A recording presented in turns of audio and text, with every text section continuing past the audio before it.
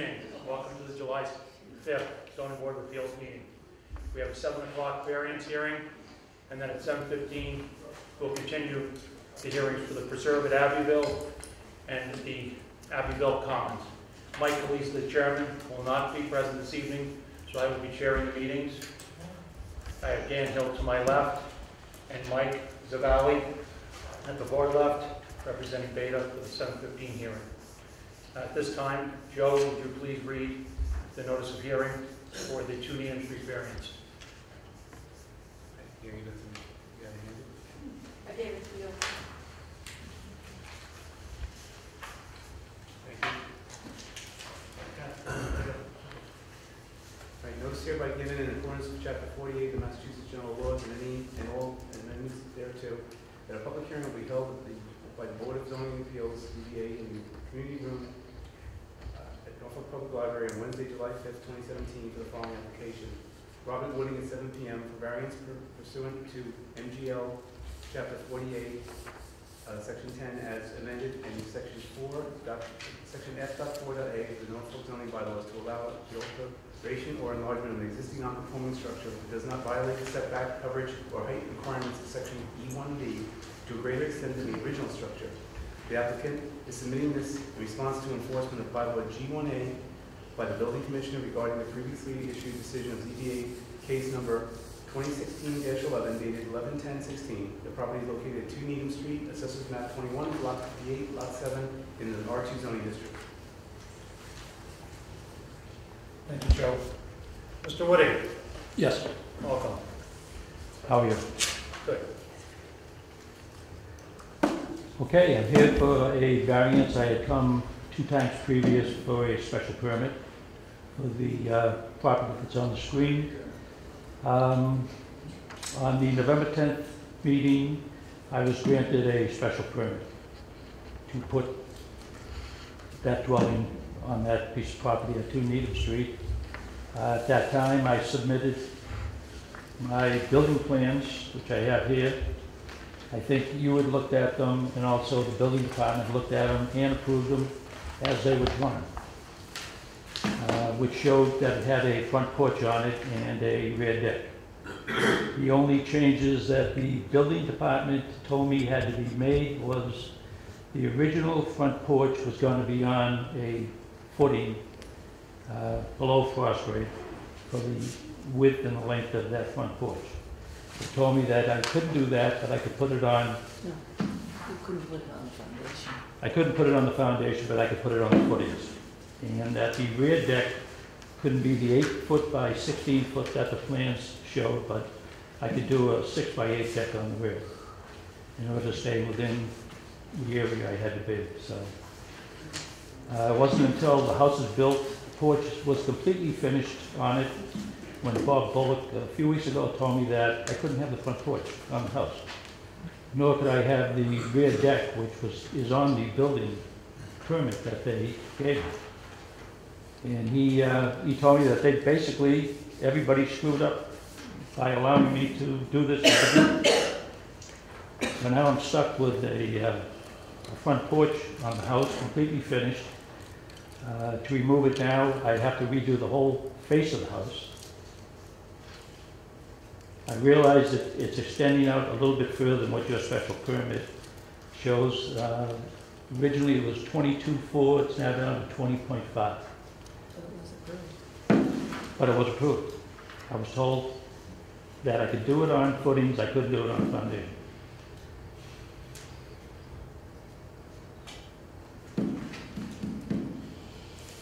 So here we are. Just it was 22.4 on the plans as approved. Right, it shows it right up there. This is from the corner. Of the corner of the house foundation. Right. And then now the porch is 20.5, right? 20.5, yeah. It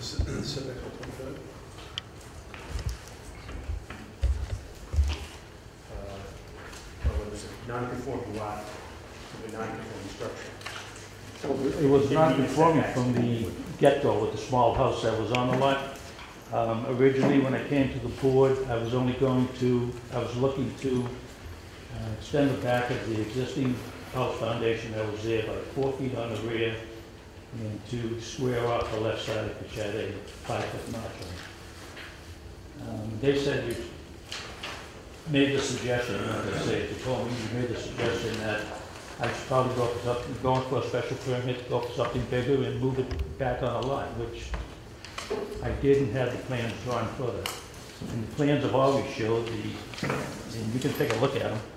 If you don't have any copies, it's always show the front porch on them, from the November drawings. I'm a little confused. When I look at the old dwelling, the one that you took down, the corner of that as it relates to the intersection of Main and Needham, it says it was 19.6, is that correct? I believe so. If the old porch was, if the old house was 19.6 and the new structure is 22, you're saying the deck is only 2 feet? That's it. I had another plot plan drawn on in June, and the engineer came up with that. But did you build the new foundation 22.4 away? Yeah, the From new the setback? foundation, the foundation for the house was put exactly where your special permit allowed me to Okay. put it. When you looked at But the deck looks like it's more than 2 feet. it's not, if you come up from that corner, I didn't do that, the engineer did that. I'm confused too. What's your point? Because if the original setback was 19.6 and the new porch is more than the original setback, The front of the new house that's there, the front of that house is back further than what the rear of the old cottage that was there consisted of. You're less non-conforming. Excuse me? You're less non-conforming than you were. I was asked to do, yeah, to go less non-conforming, and I'd be all set. But you're not less No, non-conforming. he is. Well, I guess the problem is, I'm looking at your 47. Your 47 to your new foundation is what you proposed. And I assume your foundation is straight across. And the deck appears to be, what's the size of the new deck? It's 6 The foot front wide, porch. and it goes the length of the house, 31 feet, How wide is it, 6 feet? 6 feet. Okay, so the new structure is 22 feet from the side setback. So you're saying to extend that 6 feet towards Needham Street, you've only extended it 2 feet? That's it? Not even 2 feet. Yeah, I don't see. You have the engineered plot plans, they were turned into the town. I had them done for this meeting, and they were turned into the town. Is there a plot showing, Chris. is there a plot showing the dimensions of the deck? Is there something showing the dimensions of the deck? No, you don't have to mention the deck in our plans. I The think deck that's is- what we have drawn. The deck is on What is the, it, 6 feet by 31 feet, correct? 6 feet by 31 feet. Of which the building department approved prior to any of this being done. No, it does not to this day. So what he's saying is when you extend it at 6 feet, for some reason it would only, I just don't know how you get to that same point. And I talked to Tom today over the building department, and he seems to think you're more non-conforming with the deck according to their measurements when you spoke to him. Well, That's the entrance. when they came out and checked the foundation, so I could move on with the project. Footings were all put in, they were all checked with the foundation. Nobody said anything to me about, you can't have this, what are you doing with this here? This is supposed to be here. They looked at the plans, Tom told me what I could do and what I couldn't do. He told me about the back deck, I had to decrease it to 6 by 8, and the front porch could be on footings, not on a foundation. That's what I was told, that's what I did. Now, for some reason, the November plan shows a slab in the front. Shows what? Shows a slab, not a porch. You have a couple of different, I looked at your drawings today. Did I show you this? Well, you can show it again. Can I show it again? Shows right now, these are dated in November, that shows a porch right in the front, to the foot, the original one. Back here, I had to scratch this up. Tom said, no, you can't do Okay, what this. is this? This is the deck. This is a concrete slab over compacted gravel. Right. Okay, He said, no, you can't do that. You'll have to do this. okay, well, what's the date of this? November. It was 11/21. Okay, so that's what he expected to see. The slab in front, the slab in front. They didn't expect to see a deck. Now, I know in some of your subsequent drawings, you then show, It's all from the same thing. They all have the porch on it. but we don't approve porches, we approve your setback. We didn't approve a porch. I don't think the porch ever came into our construction. It was done on the prints, and then it was turned over to the building department. But you To get my understand, building permit. you understand the porch made it more non-conforming to what we approved. I had no idea, other than what I had turned into. If I had known that this was not from us, I would not have spent the amount of money I did to have that porch put on, with the idea that I may be having to take it off. That would be, you know, I pretty much invested, my wife and I's life savings. We were in our 70s, so this is where we are. And what's happening at the rear of the property? Is there another deck at the rear of the property? Not yet, no. It's on the building permit, I could put a 6x8 deck. You can look at the building permit that the town issued. It says I can put a 6x8 deck on it. Now Bob Bullock says, no, you can't put that on either. Now I have to have means of egress, but what am I gonna do? I have to have a landing with a certain You're step. allowed to have a landing on the back that goes into the setbacks, 30 square feet. You're allowed to have that according to E2B. That's part, or actually it's E2D. Tom said I could put a 6x8 on the back. I couldn't do the 8x16, I could do a 6x8 on the back. No, I'm saying is, the bylaw says you can only have a 30 square foot deck that cuts into the setback. That's what the bylaw says. Did you ask, you didn't come to us for a special permit or variance to change that? I wasn't aware I had it. Okay. I mean, I came, I got what I needed, I got plans. I had these plans when I came to the meeting. I showed them to you. Once I got the special permit approved, I took the plans to the building department to get my permit. Now, they didn't say to me, you can't have this, you can't have that. The special permit was for the front setback on Main Street and Needham Street. That's what the special permit was for. We never discussed a rear setback with you at all. No, I don't believe we did, no. No. Okay. Do you have any questions? But I would think that somebody would have picked up that there's a deck on the house prior to the whole thing being built. It only, you know, after it's all done, Bob Bolton comes to me and says, oh, you can't have that on the house. Well, gee, thanks for telling me now. But Tom told me I could. you are Bob the says I developer. can't. You are the developer, all right? I'm the developer. You're the developer of the house, right? And you're the builder. No, I'm not doing any building. It's just, You're the developer then. Okay.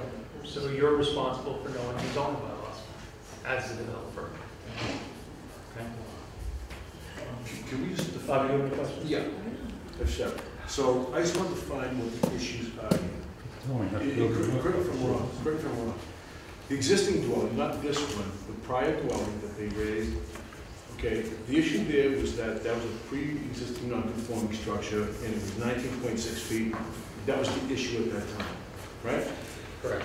Now we have a new structure that, according to that plan up there, is 22.5 feet, which is less than non-conforming. Correct. Okay. We also have a deck on the back, which we just talked about now, that is 21 feet from the lot line, which was suggested that deck was what, 4 feet into the setback? Correct. 4 times 8 is what, 32, is it? Right? And he's allowed to have 30 feet into the setback? This structure is 48 square feet. It's allowed to have 30 square feet. 30 square feet. So that deck is 2 feet off? Hold on. 2 feet? No, Because it's it's part of 18 square feet. 18 square feet larger than what the bylaw allows. But not all of that deck is in the setback. Only part of that deck is in the The setback. bylaw allows him to come out The 30 rear- square feet for a the landing. rear deck hasn't been put on the property. we'll let you get back to you, okay? Go ahead.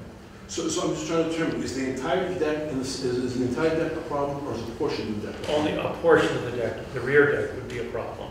Right. He's allowed to have a 5x6 landing in the rear. He has a 6x8 landing in the rear.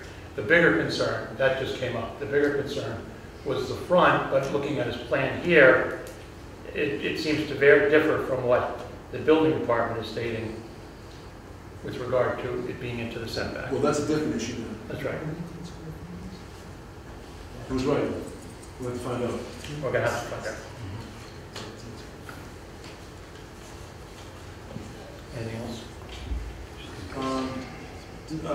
No, I think so. We're going to find out. Why would the building department, did the building department go out and measure this? I mean, there's your plan there. Is the building department suggesting that that corner is less than 20 and a half feet? No. They're saying that the front porch shouldn't have been put on the house. No, I understand that, but we're talking about setbacks now. It's a matter Well, of... the setback isn't any greater than what the original house setback. Yeah, but the was being reason non-conforming. Bullet came out, and the reason you're here for a variance request is because you violated the setback requirement. You filled out an application for a variance, which means someone came to you and told you what you did was wrong, that you violated the setback requirement. You filled out a variance request. Right. So if you're telling me you didn't violate the setback requirement, How could why I, did you come if- to us with a variance We didn't request? If they allowed me to do it the way they told me I could do it, how could I be in violation? I don't understand that. As I I stated, don't know all the as rules I and stated- bylaws as I of the stated, town of the Norfolk or town of any other Norfolk town. is not the developer. You have to know the bylaws. It is your responsibility to follow the bylaws, not the town of Norfolk's. Their job isn't to inspect your work. It is not to verify whether or not you've met the setback requirements. That's your responsibility. But I guess the question that Bob's bringing up that I'm going to follow up on is, you're here for a variance. That drawing tells me that you haven't violated the setback requirements. So I'm confused. The building department thinks you did violate the setback requirements. Your drawing showing you didn't violate the setback requirements, but you're here for a variance. Because we were told to. He's here for a variance because they told him to come for a variance. They told me to come. He's I not didn't. be Yeah, here. but there was a reason. They didn't just tell you to come in. You said, sure, I'll go pay $300, come on in. Bob Bullard contacted me a few weeks ago and told me that I needed to get a variance for the porch that was on the front of the house. And I discussed that with him in the discussions I had with Tom prior to getting my permit, or at the time, I'm not sure which day it was, but we went over the plans. He said, told me different things that had to do with putting the structure up, which I made notes on and took care of all that stuff. But at no time did anybody tell me that you cannot have that front porch on the house. I would think that rather than me knowing what all the bylaws are, the building department should have known that nobody, Bob told me, he says, look, everybody screwed up. Nobody caught this until now, after everything was all built. I wasn't trying to put anything over on the town of Norfolk. Okay, so he told you that everybody screwed up. You have to come in for a variance. Did you ask him why you had to come in for a variance? Because of the porch. Yeah, He but told me you're- because of the But porch. according to your drawing, you're telling me you're not violating the setback requirement. You're He no told me I worse. had to You're no worse than you. get another plot plan done, which I did. Okay, Okay, I had the new plot plan, which you're looking at right there. Get the plot plan done, you go for a variance for the porch. I don't know. is this plan stamped? Yes, It is? it is. It's a stamp plan. It was done, I believe, on June 17th, or June 11th, somewhere around there. On the middle of June, it was, what's his name? Joe, do you have any questions? I'm just trying to remember, the original structure, I see something as close as 16 feet when you count the garage, right? The original structure was 16 feet. Correct, from the garage to the, Right, and there's another corner. the entry side. Another corner was like 2.6, right? Correct. All right. What did we approve for the revised setback? 20 feet. 22 feet was the new Okay. foundation plan. And it was showing 20 and a half right now, right? Right. So the question is, we don't know if that's true, then it's not a violation. Correct. Or we don't. Okay, so what But action can we take to clarify? I think I'm gonna ask, for a motion to continue the public hearing until we can get all of that. I spent $11,000 for a variance, so tell me you don't have to. Do you have any questions about that? I'm just trying to understand, so the porch previously was approved 31 feet by 6 feet, and now this porch is 31 feet by 8 feet, extending 2 feet further into the setback? There was no porch on the previous application to the zoning board. Okay. You were asked to approve the foundation, that was 22 feet from the side. There was no porch on the previous structure. Okay, but the previous structure was more non-conforming than the structure. Correct. It appears to. But, Mr. Woody, what I would like to do is give Bob Bullock an opportunity to weigh in on this when he returns next Monday. So I'm going to ask for if a member would make a motion to continue the public hearing until Bob Bullock's back. You and him can get back together. We can find out why exactly you're here with regard to the front. Maybe at the same time you can get some clarity on the rear deck as well. And I think at this time it would be smart to do that and try to close the public hearing and based on the facts. Do you agree with that? As far as a decision on this, I've got contractors in there doing work, but I don't think Bob is going to let me have any inspections made until a decision is made. He said, yeah, I don't have to stop doing the work they're doing, but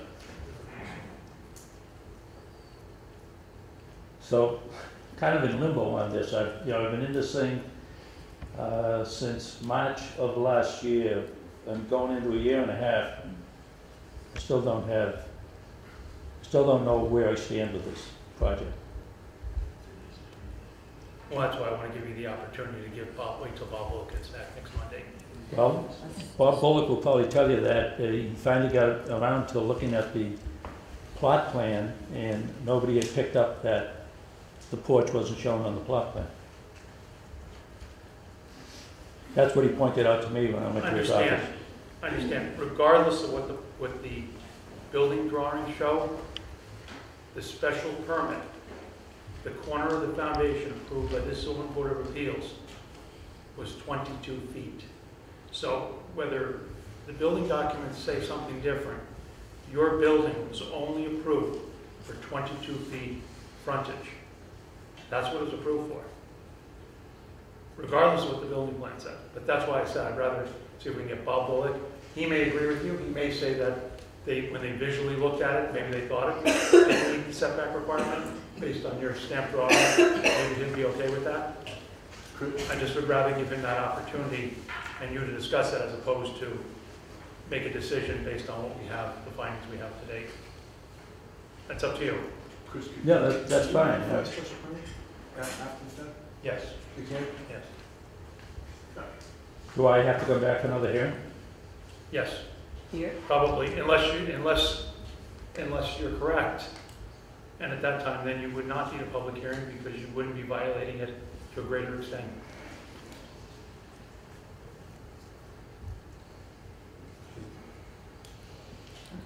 You have a question?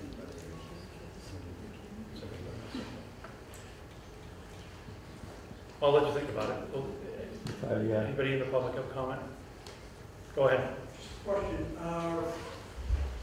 when the foundation as-built was built, was turned into the building department where they measure that against the special permit, I don't believe the porch or the footings had been started then. So if that was the case, the as-built submitted to the town would have showed only the foundation and not the porch or the porch footings. Perhaps that when the porch footings were done and the porch was put on after the as-built, no other information gets turned into the building department after that point until the final inspection. So maybe the building department was working on the foundation as-built that did not have any porch included on it at that time. I'm not sure. Thank you, John. The footings were put in at the time the foundation was put in.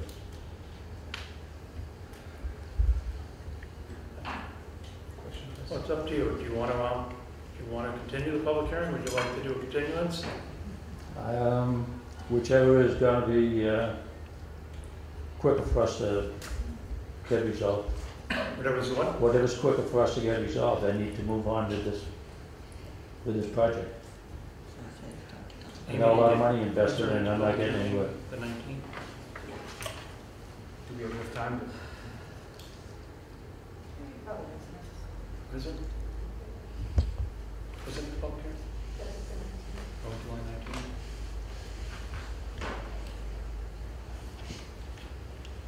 We could probably fit you in on July 19th. If need be. Yeah. I mean, Bob's coming back on Monday. I'm sure we can schedule a meeting with him quickly after that. And then we'll have plenty of time to advertise. Did he get in touch with me after your meeting to let me know Absolutely, where we stand? absolutely.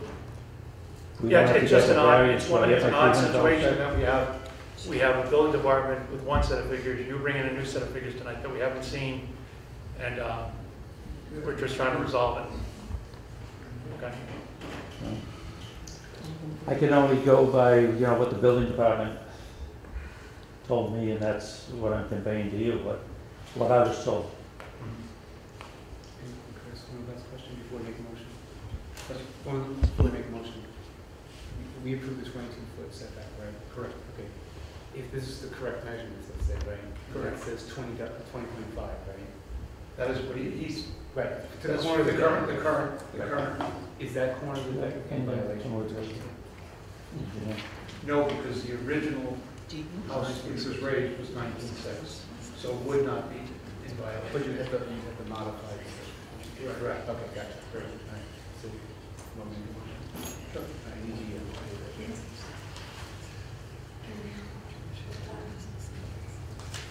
What time is it? Why don't we make it, can we move on to 7:30? Did you have an advertisement? Can I ask you a quick question? Is it 7:15?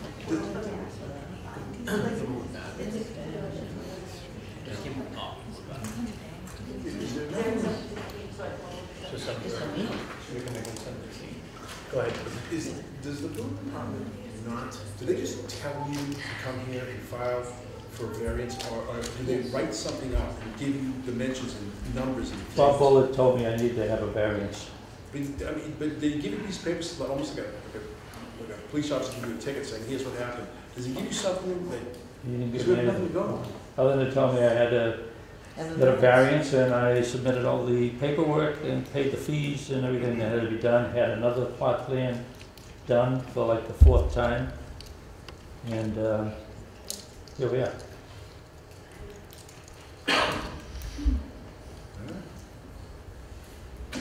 Joe, do I have a motion? Yeah, I make a motion that we continue the hearing for Robert Wooding for a variance pursuant to Chapter 40, Section 10, as amended, Section F4A of the bylaws, to allow the alteration or enlargement of the existing non-conforming structure does not violate setback coverage or height requirements of Section E1 to a greater than the original structure to July 19th at 7:15. Okay. Second? A second? A second. All those in favor? Aye.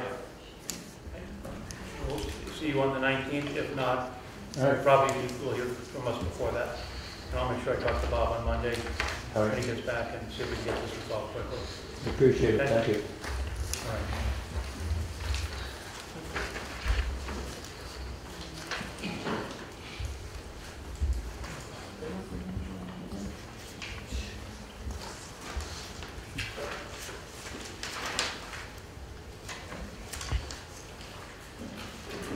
It is 7:41, and we are now going to continue the public hearing for 17 Lawrence Street, the preserve at Abbeville, and Abbeville Commons. At this time, I think I would like to turn over the, and by the way, we did not announce it earlier, this meeting is being audio and video recorded for Mass General Law. So I'd like to turn this now over to Mr. Placido and his team to discuss with us the civil and stormwater peer reviews. Good evening, Mr. Chairman, other members of the board. For the record, my name is John Smolak, attorney for both applicants. With me this evening are Tom DePlasko, who's the manager and principal of both of the applicants for both projects, as well as Rick DeGrow, United Consultants, our project engineer for both projects. As you indicated, tonight is devoted to a discussion of civil engineering and stormwater based on our discussions from last hearing back on June 7th. But before getting there, what I wanted to do is sort of identify some of the documents that have been submitted since our last hearing, and also give you a status or an update on some of the matters that were raised at the last hearing, just to give you an idea of where we are in terms of our process of getting responses back to the board. So with your permission, I'd like to just go through some of those documents that have been submitted. Absolutely. Okay. Thank you. First, what we have done is we've submitted information with respect to the activity and use limitation, as well as a summary from our project environmental consultant, which sort of describes that use limitation. So that's one item. That was a letter dated June 12th from Peter Cook of IC Environmental Management. We've also, we've also submitted a project review request from Natural Heritage Endangered Species Program that was filed back on June 12th with the program, and I'll get into a little bit further discussion about that. We've also submitted a letter from myself dated June 21st, which summarizes several studies that were mentioned at the last hearing by Ed Marchand, our project affordable housing consultant, concerning the impacts of a 40B project on fair market value of selected sites. We could get into that discussion, but that's not the topic for this evening's discussion. But I've also submitted copies of those studies as well that are fairly comprehensive. We've also submitted, actually, the fire chief had submitted comments on the proposed project and both of the proposed projects, and I'll discuss that in a little further detail shortly. And lastly, this evening, what you received is a letter from me dated July 5th, which is simply a summary of where we are in the various issues. And I'd like to run through that quickly. I guess it's up on the board currently. So just as a follow-up, as you recall, as the members of the public may recall, there was a site visit scheduled back at the last June hearing, and that site visit took place on June 21st, along with board members as well as certain members of the public. In addition, just going through the July 5th letter, the matter titled Fire and Emergency Vehicle Access, we, members of the project team, met with the fire chief back on June 15th. As a result of that meeting, a memo was produced by the fire chief, which discussed access and vehicular circulation. As a result of that discussion in those meetings, several of the access roads, which will be discussed shortly, were modified, and certain cul-de-sacs were joined to provide greater access and much, safer and efficient access throughout the site for emergency vehicle purposes and for fire protection purposes. And so, as a result of those changes in configurations, which we'll discuss shortly, what we're going to have to do is sort of coordinate with the Director of Public Works to make sure that everyone understands as to what we're proposing in terms of roadway widths, design standards, and the like. That would be present back to the board. Next item is earth removal. You'll hear a bit about that this evening in terms of our phasing plan and what is being proposed in terms of earth removal operations. As part of the earth removal operations, I'm certain that the board will condition earth removal operations on the implementation of a construction management plan, which will cover, among other things, in terms of monitoring of the vehicles, the access routes,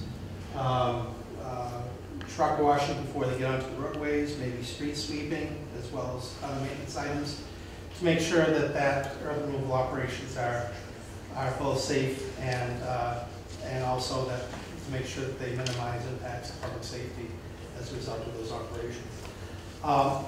And again, you'll hear shortly from our project engineer on that. Lawrence Street improvements and the Lawrence Street Bridge, the applicant and the project team have met with the town, including the director of Department of Public Works, and those discussions are ongoing in terms of potential improvements to the bridge. But what we want to do, and I'm sure that the board would require it anyway, is that we want to make sure that that bridge and the accessway along Lawrence Street are designed in a manner that will accommodate the addition of the vehicular traffic that would be generated by this project. In terms of stormwater management, the board did receive a peer-reviewed response letter from the Beta Group, and that was dated June 30th. Our project engineer will summarize a response this evening to that letter because there wasn't enough time for us to put together a full written response, but we'll do so after this evening's hearing. Wetlands, as we discussed last time, no surface area delineation was issued, but it has since expired. We feel that the wetlands lines are sufficiently delineated and defined that we don't need to file a new ORAD or a new ADRAD to obtain a new ORAD. And instead, what we'll do is we'll file a notice of intent once, if and when the project design is finalized, so it's concrete enough so that we feel comfortable enough that a notice of intent can be filed on the proposed project. Because obviously we don't want to be constantly modifying the design at the Conservation Commission level. We like to make one filing based on the design that might be approved by this board. In addition, easements, homeowner association, we had some discussions about that last time. And as we indicated at the last hearing, what we'd be proposing is a set of easements and restrictions and covenants governing the maintenance of the roadways and also the development of a homeowners association to monitor those easements and to ensure that roads are adequately maintained. One thing I will mention in terms of the roads, based on the discussions that we've had with the town, it looks like what we'd be proposing is for the town to accept those roadways in the project as public ways. So that's another reason why we certainly want to make sure that the roadways that we design meet the standards of the town so that they can be accepted ultimately. In terms of open space, we've had discussions about the open space at the last meeting. In terms of the project, all the lot owners will have the rights to access and use that open space. That open space will be subject to rights with respect to nitrogen loading, which we can discuss further when we get into the septic systems and Title V compliance. We've also, as I indicated, we've submitted the activity and use limitation that covers a small portion of the site property. And that's been submitted to the Beta Group for review. And so we anticipate that we'll have comments back from the Beta Group on that shortly. In terms of private water wells in the area and nitrogen loading, I think that's a matter that's going to be further discussed this evening by our project engineer. In addition, as I mentioned, we filed with Natural Heritage to confirm that there is what's called a no-take determination, meaning that basically the project as proposed will not result in any impact to the habitat of any endangered species. In fact, when we had preliminary discussions with the Natural Heritage and the Endangered Species Program, they did indicate that a small portion of the site was mapped as we discussed at the last hearing. Since that time, the Natural Heritage priority habitat maps are in the process of being amended, And as a result of those modifications, the site is no longer identified as a priority habitat. But those revised maps aren't effective yet. They will be effective shortly. So as an interim measure, what we've done is we filed with Natural Heritage Program and requested that they provide a formal determination that there's been no take. So that would get us, close us out of the system with respect to the Natural Heritage Endangered Species Program. Also, in terms of school children, we've had that discussion at the last hearing. That information that we compiled speaks for itself. We don't have any further information on that. In terms of potential impacts to surrounding property values, as I indicated to you, what we submitted to the board was a letter outlining several comprehensive studies that indicate and confirm that basically, I'll let the studies speak for themselves, but those studies did undertake a comprehensive examination of a number of different 40B projects that are much larger and much more dense than the projects being discussed this evening. And the conclusion, based on a lot of market data, a lot of analysis of property values over a period of 20 years, indicated that there was no impact on fair market value to the single-family residential houses that were located adjacent to a large or dense 40B project. And the study took a look at 7 or 8 different communities and 7 or 8 different projects to make that determination. And the second to last, town water system impacts. Based on a request from the board, the applicant has provided funding to allow the town's consultant to undertake a water system demand analysis. And that analysis is being undertaken by the DPW's consultant, and we expect to receive a response from that consultant at some point in the near future.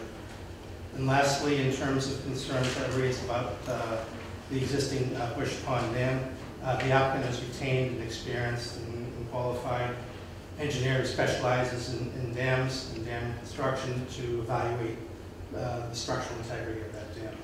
And so once we receive information on that, we'll respond and submit that information to you accordingly. So that said, Mr. Chairman, I'd like to turn the discussion over to Rick.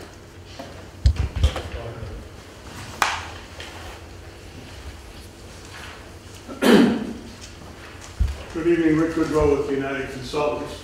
I do have a couple of handout sketches and a chart that I could give the board members, if I may.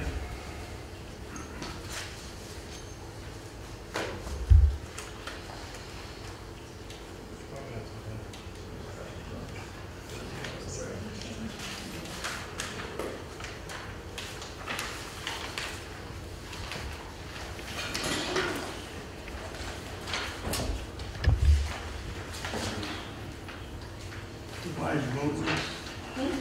Put up the revised roadways.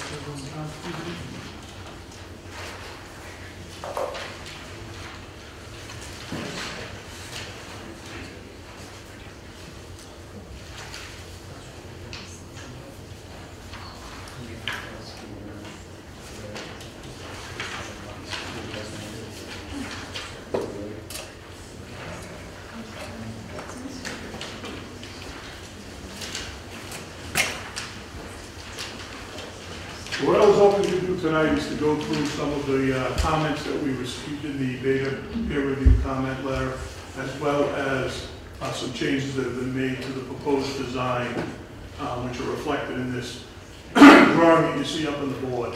And that came about based on the discussions with the fire department, some various alternatives were provided to Mr. DePlacido, and what was chosen was a reconfiguration of some of the roadways in the internal area of the site here, which we've highlighted just so we can show the board what those changes were. So previously there were 2 cul-de-sacs in this area here that have since been connected. This cul-de-sac, the bulb here was made such that it could comply with the turnaround requirements for a cul-de-sac in the subdivision regulations here, also here. and in this area here. So those 3 cul-de-sac bulbs were enlarged and can now handle 47-foot turnaround as per the subdivision rules and regulations. Also, 2 cul-de-sacs here and here were connected, resulting in some slight changes to the open space area where these roadways were extended in to provide for internal circulation. What we've also done is provided you with a list of the proposed right-of-way widths for the various roadways within the development, and also the pavement widths for the roadways within the development. And we've provided you with the requirements based on the roadway types that are being proposed, such that a primary road requires a 60-foot right-of-way layout with 28 feet of pavement. So what we're proposing is to comply with those regulations for some of the roadway systems, and some of them we've requested waivers, which you can see if you are looking at the chart. I would like to point out that we are proposing for some of these internal roadways to be one-way, and thus the width of the right-of-way and the pavement is significantly less than a typical residential street requirement per the subdivision rules and regulations. Why we wanted to go through this was, one, to bring the board up to date with respect to discussion with the fire department, fire chief, and secondly, to address the first two comments on the site civil from the beta letter, which are basically recommending that, given the volume of traffic anticipated, further discussion of waivers from the subdivision standards for primary roadways is warranted. And secondly, further discussion of waivers from the subdivision standards for primary roadways is warranted. Their recommendations for comments number 1 and 2, which talk about the roadway widths that are being proposed from both the standpoint of right-of-way width and pavement width. So, we'll leave a review of the traffic report and traffic discussion at the August meeting can address some of the concerns with respect to site distance and intersections, things of that nature relating more to traffic.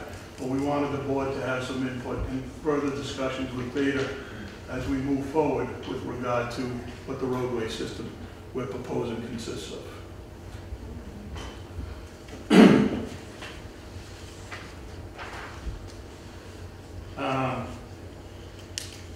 Comment number 4 had to do with the connection of the roadway systems, which was consistent with the fire chief's letter, as well as the extension of the cul-de-sacs, or enlarging of the cul-de-sacs. So we have responded to comment number 4 as well. Comment number 6 has to do with grading. If you could go back to that original, that last drawing we had in.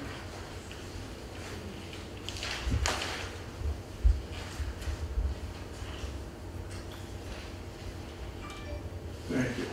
So, when we were developing this site plan, we had some meetings with the town, and we were looking at various roadway systems and development areas. And what we came to was a very curvilinear roadway system to take advantage of the existing topography of the site and to put the footprint of the development in such a location as to take advantage of the topography at the outer edges of the development, being Lawrence Street, being the existing gravel area, being the area by the tail race, if you will, some of those elevations. As the board members and people who attended the site walk can attest to, is pretty significant topography out there, up and down.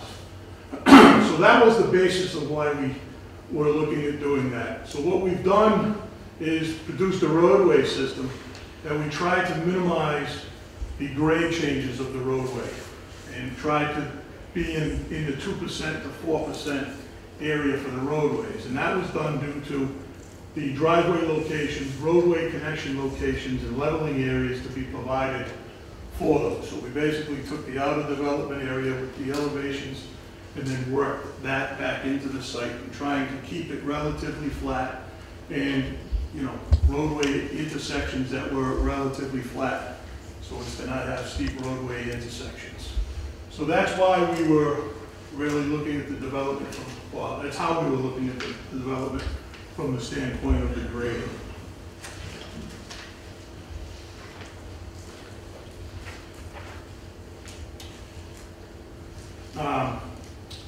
There was a comment made with respect to Elliott Boulevard being extended to town-owned property to the west of the site. That was done for potential future development of that site by the town, for whatever means they would propose that development. We could certainly provide that roadway construction and layout as we had proposed, or we can pull that back. It's at the board's discretion as to what their preference would be. But that was done to provide you with some access to the rear portion of the property.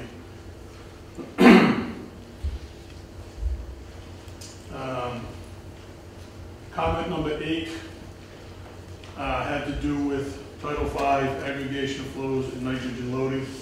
Amy, if you could change to the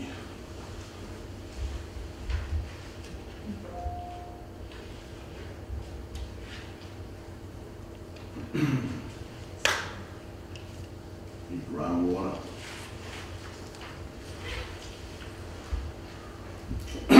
So, at the last hearing in the site walk, it was brought up that there was a concern with respect to the location of the abutting wells and the direction of groundwater flow. So what we've done here is, if I can get this correct, is we've field located all of the abutting wells within 400 feet of the site lots that are being proposed. And we've had groundwater readings taken at various well locations, which were done in June of this year, again, to get an idea of what the groundwater conditions were. We have some historical data that we can certainly provide Beta with a summary report. But basically, the direction groundwater flows from the southwest corner towards the tail race area, from the front to the tail race area, for the front portion or the southeastern portion of the site. So this plan depicts the well locations of the abutting properties and the direction of groundwater flow based on well readings that were, wells that were installed in the site, readings that were taken within the past month. We have also, Just, it's really hard to see the detail. Can you use a pointer or something and show, where's the direction of water flow? the direction of water flow is from this corner to that tailways area. So the water's moving away from the wells? Water is moving away from the wells, correct. And there's no wells on the other side, in the neighborhood on the other side? These houses are serviced by town water. No. No, they are not. No? They're all wells. They're all wells. Totally with town water, I apologize. There's another sketch that we're going to show what's happening with the groundwater flow. Oh. There's a question that was raised by Beta with respect to the infiltration basin located here, which has a cross section showing what's happening. So that's what we've come up with. We can look into these areas here, but we were told that those were on town water. None. We did not. Appreciate your comments. We will look into that. Thank you.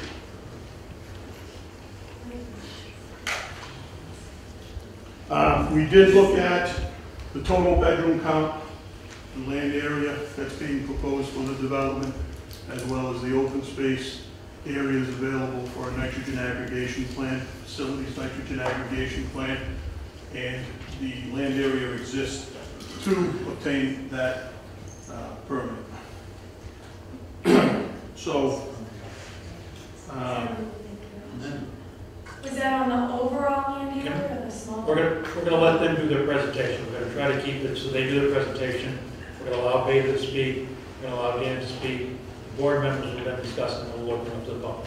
Unless you have a comment that just can't wait, you can recognize this, but if you can hold on, please appreciate it. it's also very dark. The acoustics, as you probably can imagine, are not very good in here. Sorry, Rich. No problem. Also, with respect to the septic systems, we've shown schematically some septic systems based on various conditions that we anticipate. The soils mapping for the area, permeability testing, excavated test pits, permeability testing that have been conducted for the various drainage areas, as well as review of some soil test lives that were done for previous development.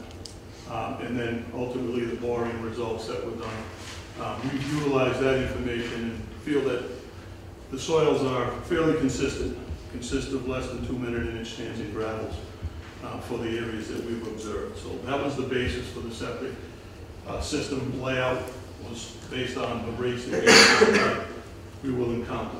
And future testing will be necessary for each of the lots as the project moves forward. So, Amy, if you could change to the last slide that we haven't seen, which is IP1 section. So what we had done here was we showed a cross-section line from infiltration pond 1 through the wetlands area to the tail race and then into the AUL area. Mr. DePlacido and his LSP and myself met last week to go over the results of the CDM report, as well as look at the AUL area and what was happening with respect to the groundwater. And what we've done is provided you a section here which basically shows the elevation and location of the basin in relation to the AUL area, which is here, and the tail race, which is here. And through those discussions, it was determined, one, by Camp Dresser and McKee, that they concurred with what we're finding for the groundwater flow based on our well readings from their very detailed study as to what was happening at the site. And secondly, the AUL area where the cap is located roughly here. The cap elevation was shown on some design drawings that were provided to us. Those elevation, the elevation of the existing ground was approximately 2 feet higher than the flood elevation of the tail race area. So basically what's happening is groundwater from these basins will flow through the ground and break out into the tail race area prior to reaching the capped area of the AUL, was the conclusion of Camp Dresser of McKee and Mr. DePlacido's LSP. So if you can now go back to the previous slide, please, Amy.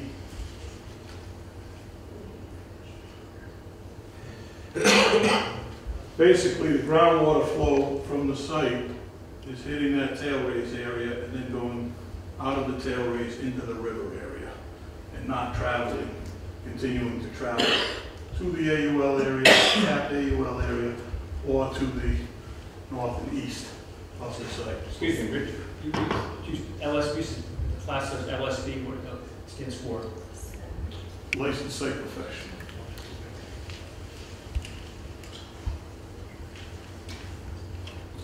So we do also have, and I will make sure that we get it to beta, another well over in this area here, which shows that groundwater is higher in that location than it is in the river and in the lower areas around the AUL, if you will. There's numerous well readings that we've taken from the AUL area. We're going to provide all that information to beta for their review as to what's happening with the stormwater and groundwater for the site. So those are basically the highlights. There are some other items that we anticipate over the next week or two we can work out with beta, respond to, provide additional information, whatever the case may be. Obviously, we need to look into Timberline Drive and Bush Pond Road with respect to the well locations that are there.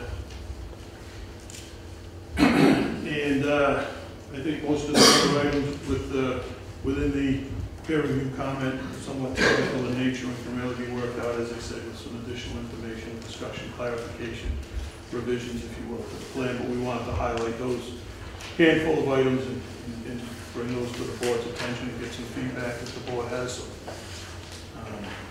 Will you be able to provide a bullet answer based on some of this information to Beta, based on their, is it June 30th report? Yes, we plan on responding to each and every comment, making revisions.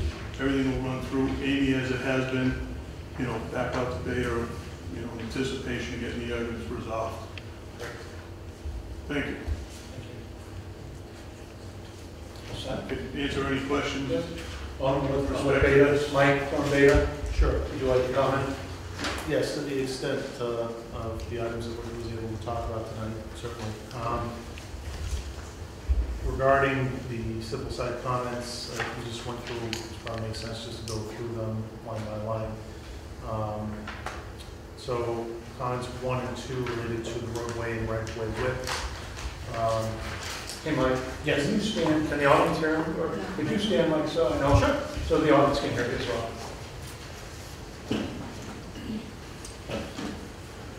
So regarding items 1 and 2, which revolved around the right-of-way and roadway widths, United Consultants has provided a tabulation showing the required as well as the proposed to identify any of the areas where their performance or would require a variance.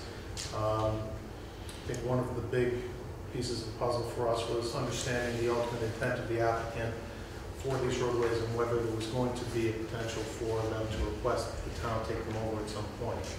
Given that they are, we will now be able to evaluate all of the proposed design in the context of the town's development standards and evaluate particularly the areas where variances are requested and whether or not they're appropriate and we would support them from an engineering design standpoint.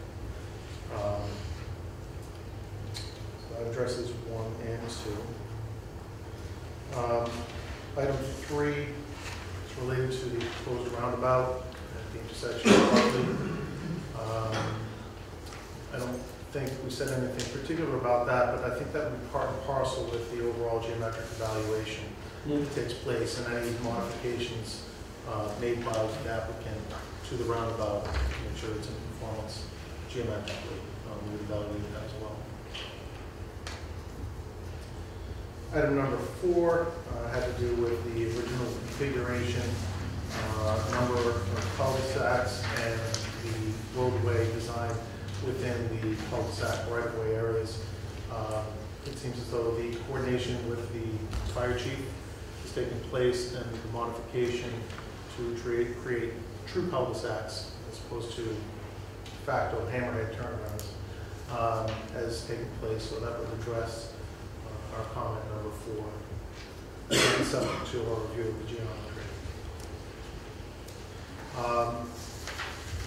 Those were the roadway comments. I think the last thing that I would add that wasn't in the original comments was that we will want to look at geometry from the standpoint of turning movements for larger vehicles for not just cul-de-sacs, but some of the tighter roadway areas where we have sharp corners and narrow road widths.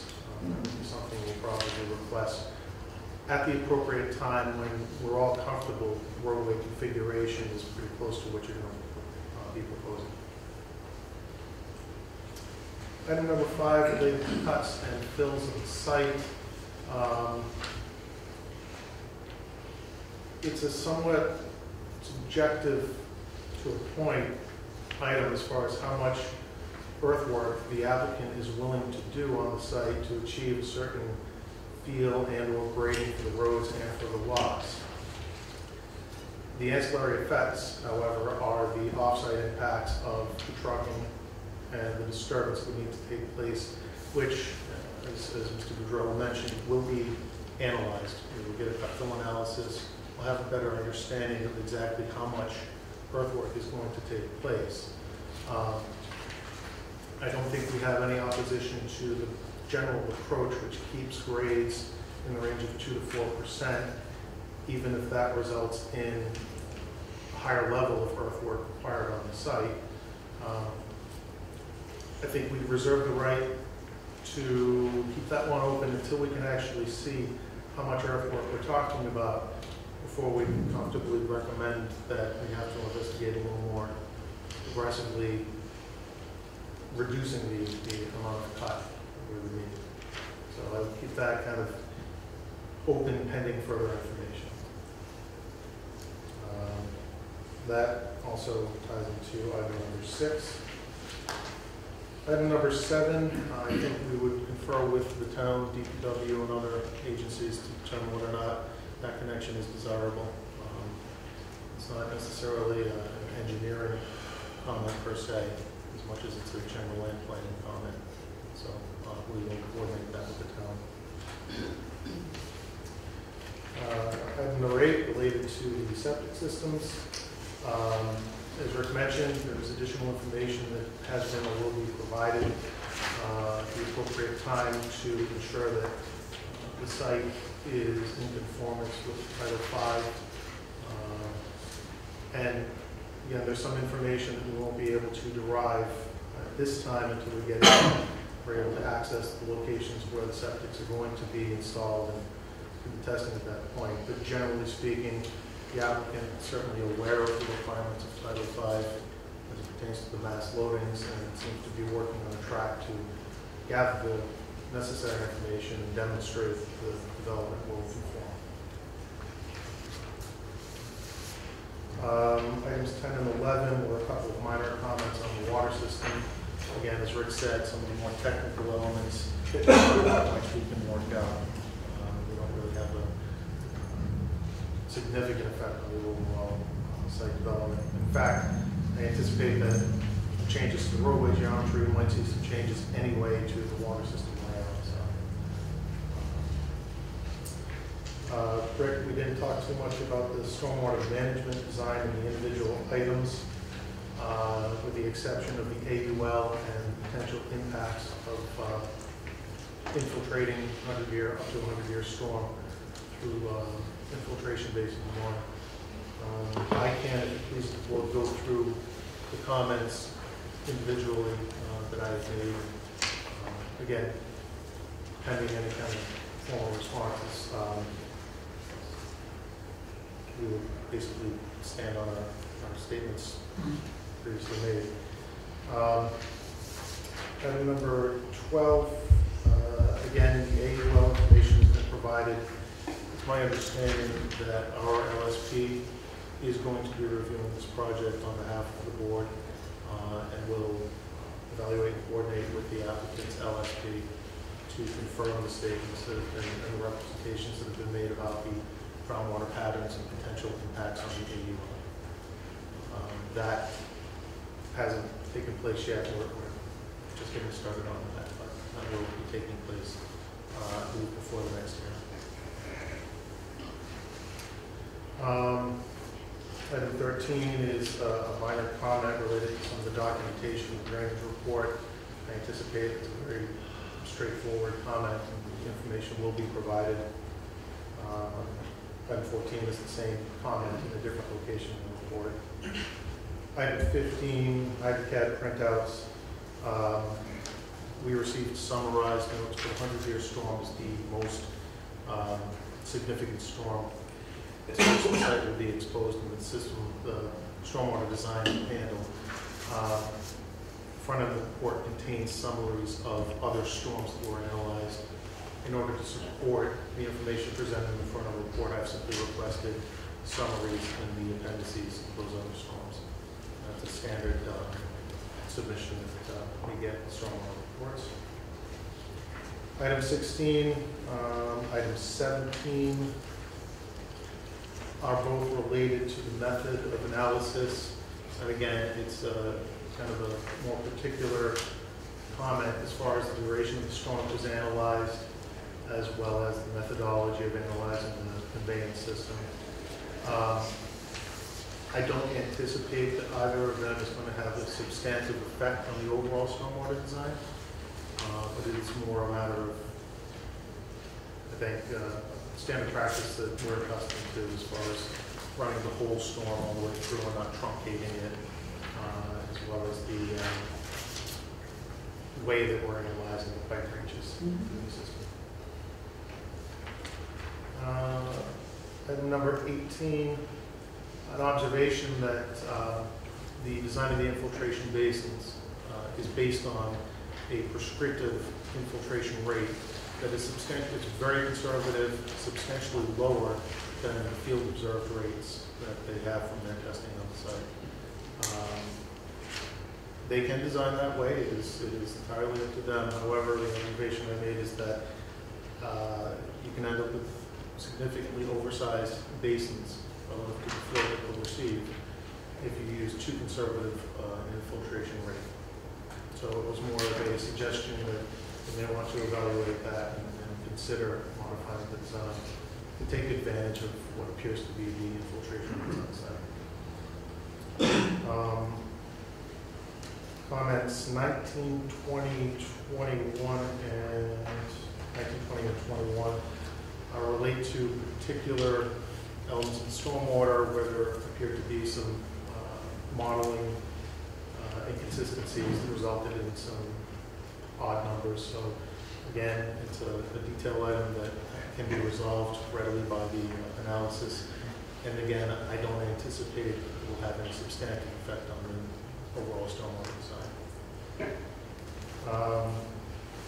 Item 22 relates to one of the infiltration basins and its location partially on the developed single-family parcels, and they need to be located on an individual separate lot.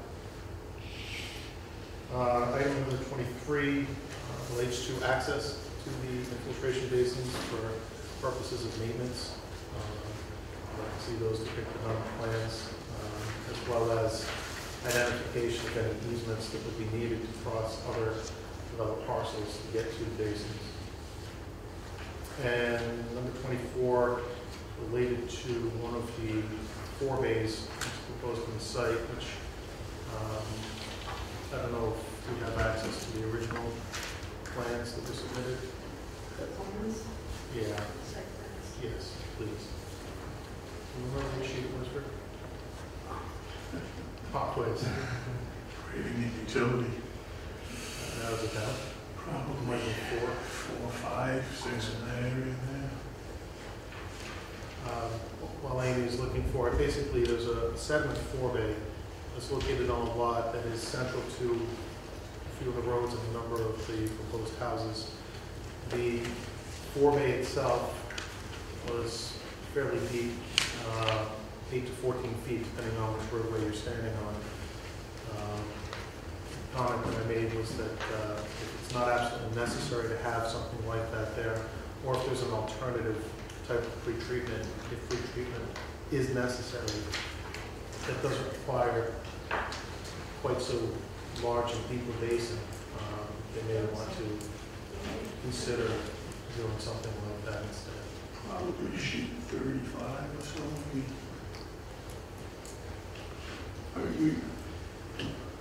We've had an opportunity to review the comment. You know, we're certainly going to look at alternatives as we go through, looking at, utilizing the conservative rate to a different approach. Some of the other comments are all really going to tie together for revisions to the stormwater system. So we're going to certainly take that into consideration as well. So, I don't know how, I hate to have sent you on the search, but 38. Yeah, I mean, it's all the plans of lands, existing conditions, any grading utility. It's probably 40. to wrap up the overall review, from a civil site standpoint, there are questions, some of which have been partially answered tonight, and there's additional evaluation we will do as the project design evolves. From a stormwater management standpoint, it's basically the same thing. Stormwater management, we did not observe any fatal flaws, so to speak, in the approach. The approach is conducive to and works with the characteristics of the site. It takes advantage of permissive soil infiltration rates. It uses practice infiltration that is generally endorsed and encouraged. Yeah, there it is. So, Rick, I don't know if you can point it out, but that bunch of somewhat, I don't think I can call them concentric, but that's a basin, as I said, 8 to 14 feet deep, depending on which road you're on, right in the middle of a number of other units. So I just see that as potentially problematic.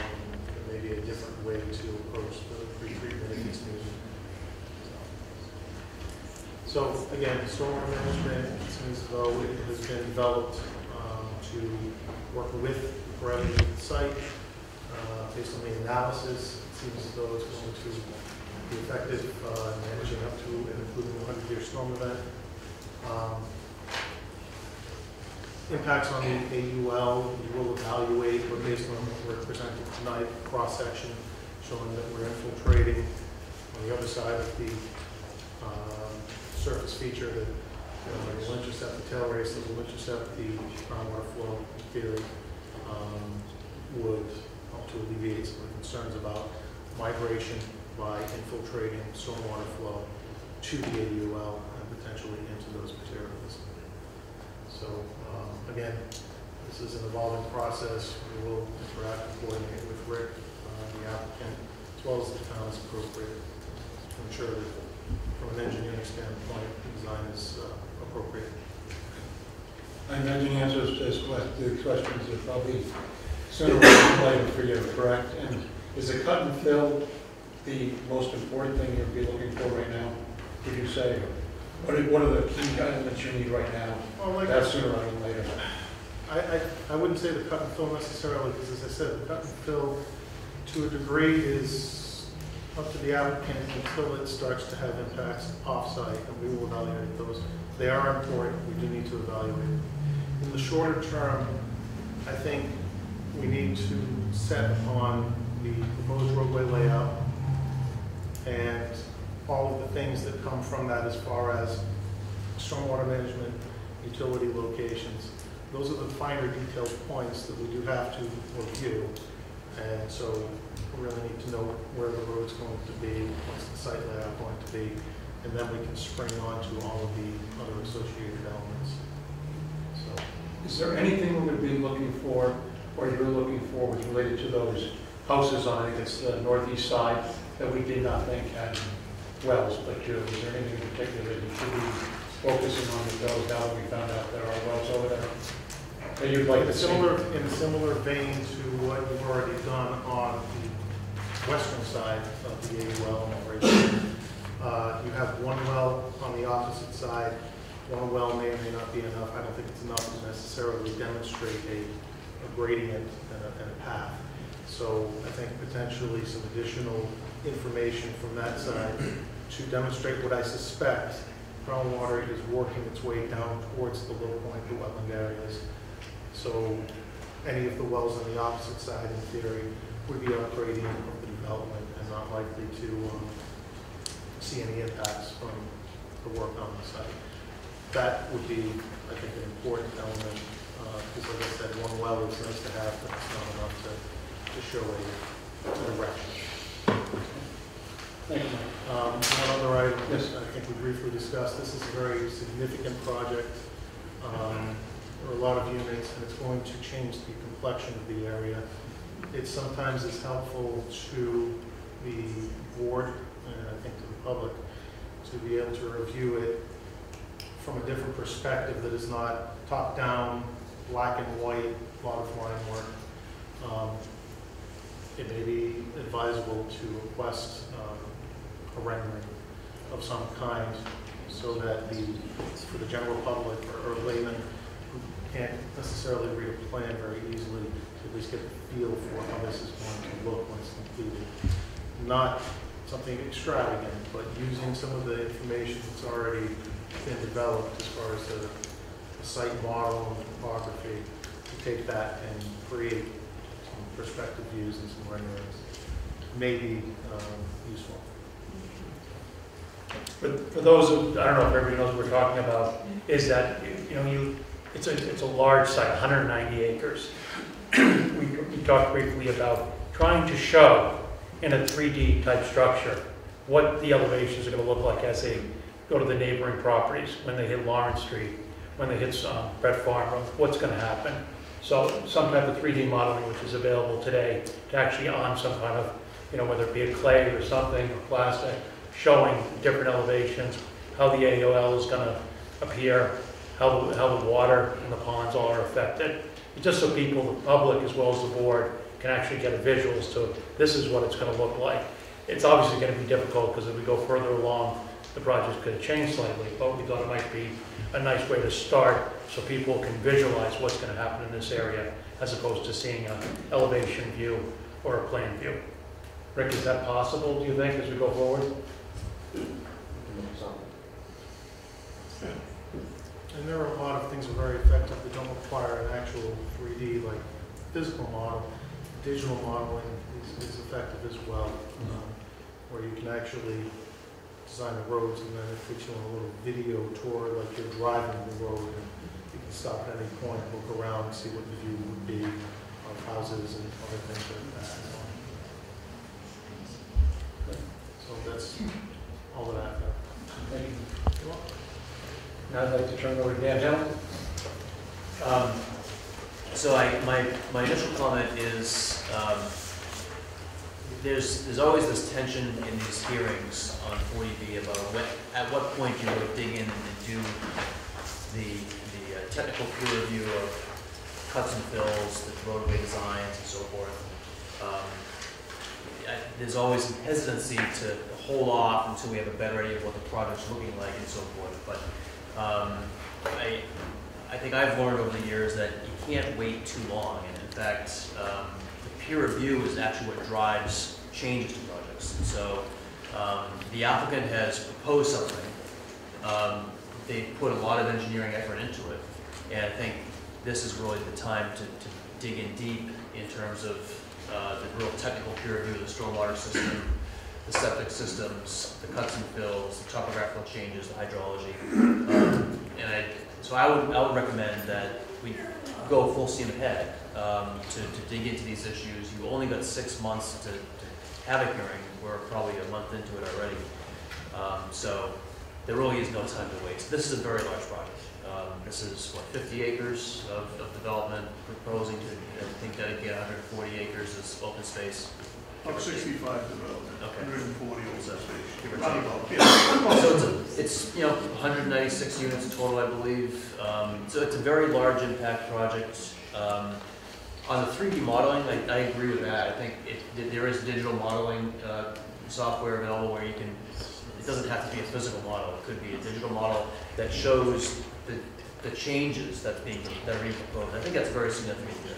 That's probably one of the biggest impact issues that I'm seeing is what is this project, what is the land going to look like after this project has been developed? And so I think I would recommend the board ask for that to be provided at a future hearing. Just the question to Mike on your review. Have you looked at the waiver list yet, or is that something that you're going to do at the next stage? We need to look at it. Okay. I think it's been modified somewhat, so we'll look at it. Okay. So that's another thing that I would ask your peer reviewer to do for the next hearing is to go through the waivers, provide some preliminary advice on the waivers that have been requested, but also probably as important, to make sure that all the waivers that this project needs have been identified. Inevitably, we all make mistakes. We're all human. Sometimes the developers don't ask for all the waivers they actually need, and so it'd be good to have Beta's expertise to go through these plans and go through the waiver list to cross-reference.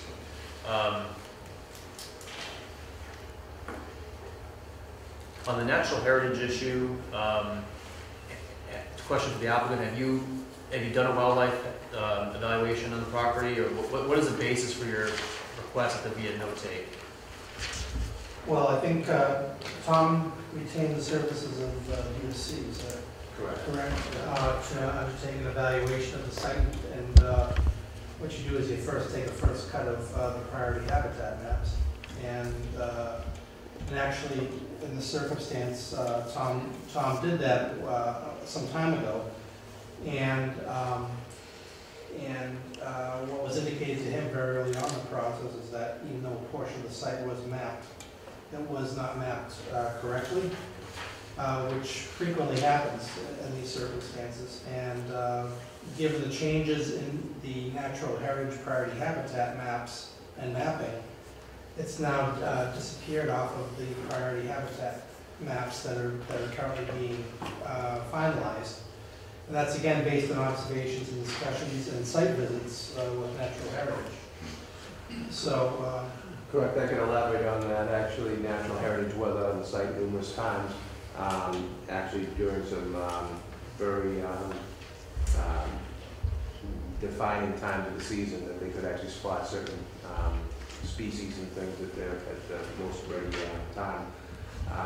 And they've gone through the site, they looked at it, and they did not find any type of habitat that would support some of the endangered species that might be conducive in other areas of things. So we actually did have some correspondence with them with that, and then just to close the door, we decided to file and actually get their written decision of a no taking that from them. We're expecting that shortly. So, under the Wetland Protection Act, the process typically is that the property owner or the applicant would do a wildlife habitat evaluation. So in this case, BSC would do that. Is that something that they have done, do you know? Yeah. Okay. And what is your plan for filing the notice of intent?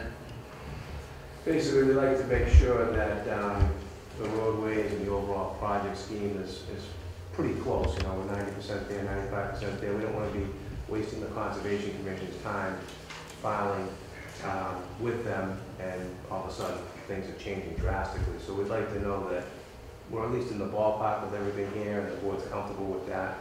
As we move along, then we'd actually file with the Conservation Commission. Okay.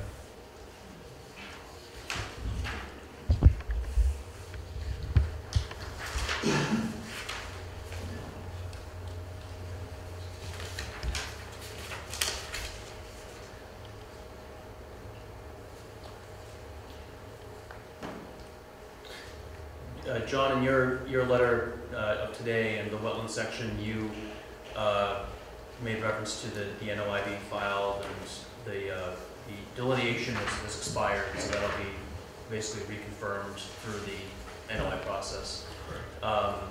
You've also, though, asked for basically a blanket waiver from the wetland bylaw and the regulations.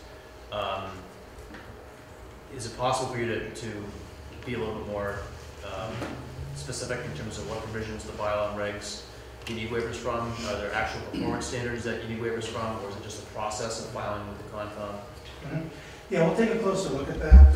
Obviously, when we have a project of this nature, what we do is we first provide waivers that are more broad than what we expect to receive at the end. But as the design starts to be refined and footprints are fairly well fixed, then we'll finalize and revise and adjust those waivers based on the revised plan. So we can certainly take a closer look at the wetlands piece as well as part of that.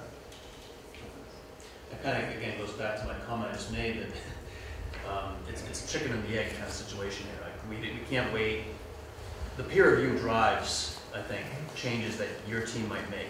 And so we can't peer review stuff if we don't have the specific bylaw or a waiver request and all the detailed information. I get your point that you don't want to expend a lot of effort to do something if that's just going to change down the road. So I think there's a balance. Right. But right, and certainly, as you heard tonight, changes being made to the roadway lists and rights of way. So we're going to have to modify our waiver list before you take a look at it and review it. So we'll do that in the very near short term. And that's probably the reason we weren't in a rush to go into all of the detailed stuff, because we had that foreknowledge that things were going to be changing immediately. Right. But now that they've provided a table on the roadway width, I mean, that's a great example. I mean, is that something that Beta will provide a comment on? Yes. Okay. Yep. And do we have comments from the planning board on all the waivers that have been requested from the subdivision regulations? Is that forthcoming? You can find out. We have our planning Mr. Planning Board Chairman, can we put you on the spot?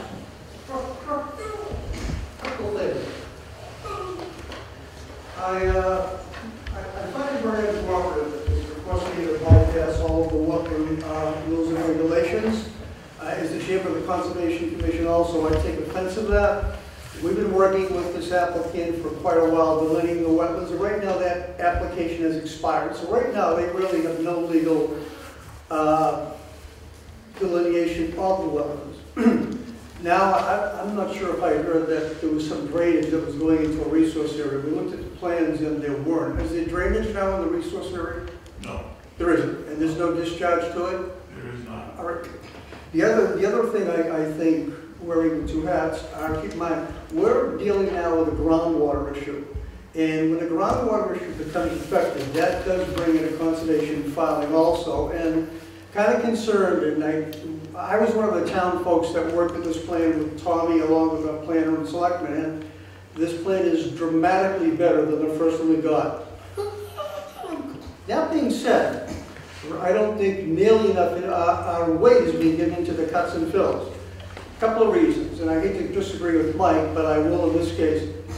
The number of truckloads going out of this site are going to be a substantial interruption to the neighbors in the area. Substantial. This is a mega gravel removal, and perhaps they do not have to require a gravel removal permit as a 40B application, but I will tell you under the planning board rules and regulations, topsoil is not allowed to be removed from a site by the town of Norfolk regulations.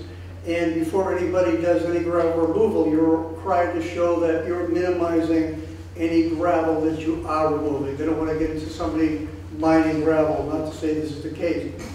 I think on a site like this, that when they give the cuts and fills analysis on the street, I think the groundwater level should be in that cross-section of the cuts and analysis. And I think that one of the most important parts of this project is to determine what the finished grade is going to be in these roadways. Now, right now, the 2 to 4% grade is not nearly what's allowed in subdivision rules, but you're talking a nitrogen loading here potential and looking for an abatement by having a field, which is great with the Board of Health. And that doesn't necessarily satisfy the Conservation Commission, number one.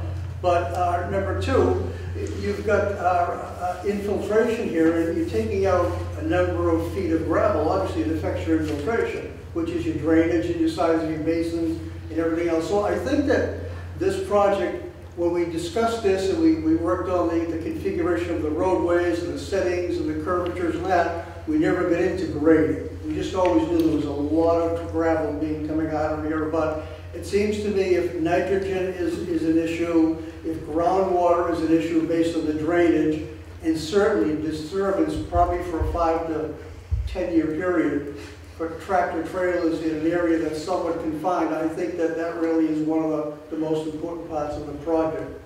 But getting back to the Conservation Commission, we were trying to be, and I told this to Tommy, we were very open with them and very cooperative. We did review the plans and nothing seemed pertinent.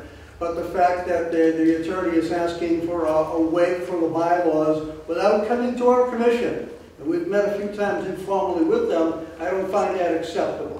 I find that not cooperative in the whole process here, and I would be against any type of wavering of any conservation bylaws at this particular time, especially where right now the groundwater effect being totally unknown at this point. Thank you, John.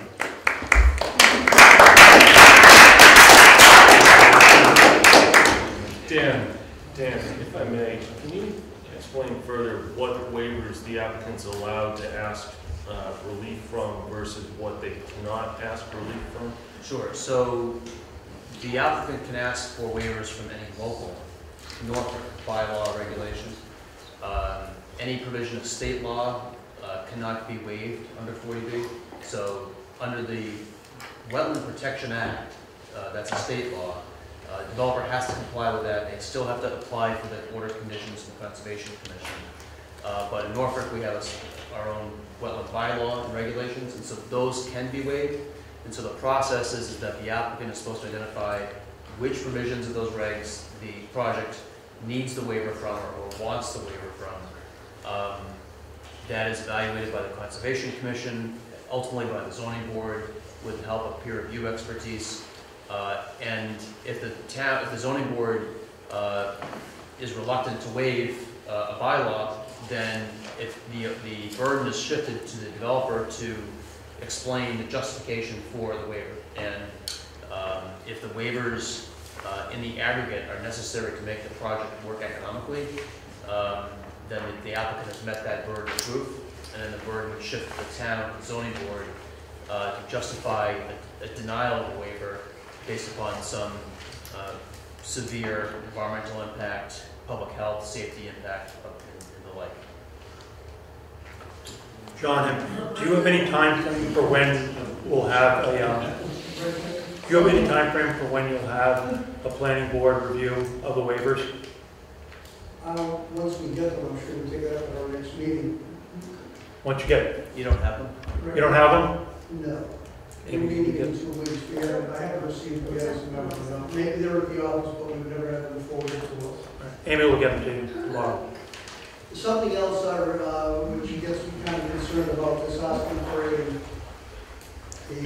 waiver of the Norfolk wetland regulations, and Tommy will know this, and again, to make this project feasible, Lawrence Street has to be expanded, widened. And we've talked about that also in private conversations. But the fact that it has to be widened, you're talking working totally in a no-build zone, with perhaps some filling and perhaps some not.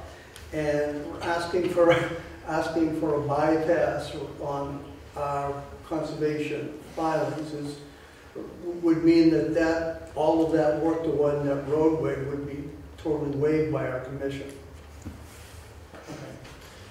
John's response actually makes me a little worried that we're not getting comments from other town boards, and I think maybe if we could have a letter from the zoning board sent to all the town boards that have any kind of role in this project, such as Board of Health. I know the Board of Health has given us preliminary comments, but Concom, Planning Board, Police Department, I know we have Fire Chief already, but if there's any other boards and officials that haven't given us feedback, if we can get a letter out maybe this week or next, and asking for feedback by a certain date so that we have time to go back and forth with them if necessary. Sure. All right, just going back to my notes here.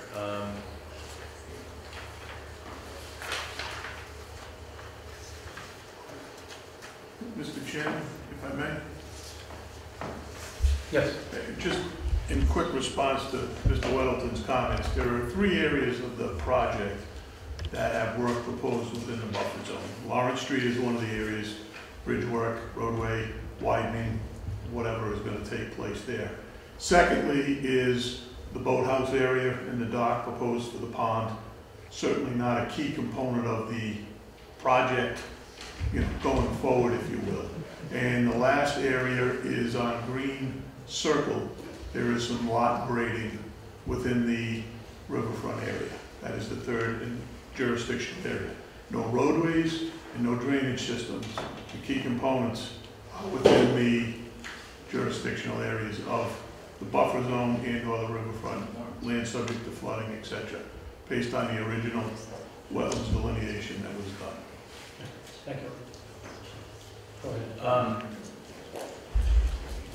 But just to make it clear on that point, that ORAD is expired.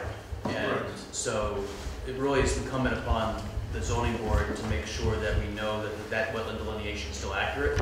Because if those wetland lines have moved actually closer to your project infrastructure, then that would be an issue for the town to look at. So I think that's just something on our checklist to look at, is to look at the old delineation and see if there's been any major changes to where the lines are. In terms of the earth removal, just going back to that point for a second, I think it's fair to say that obviously the impacts off-site are important to evaluate truck traffic, taking earth materials off-site, processing them on-site if that's going to be a function of the project. But I think it's also very important to look at the effects on the environment on-site, and I think one of the main reasons that towns have earth removal bylaws is to evaluate what effect it has on the overall property, including the water table.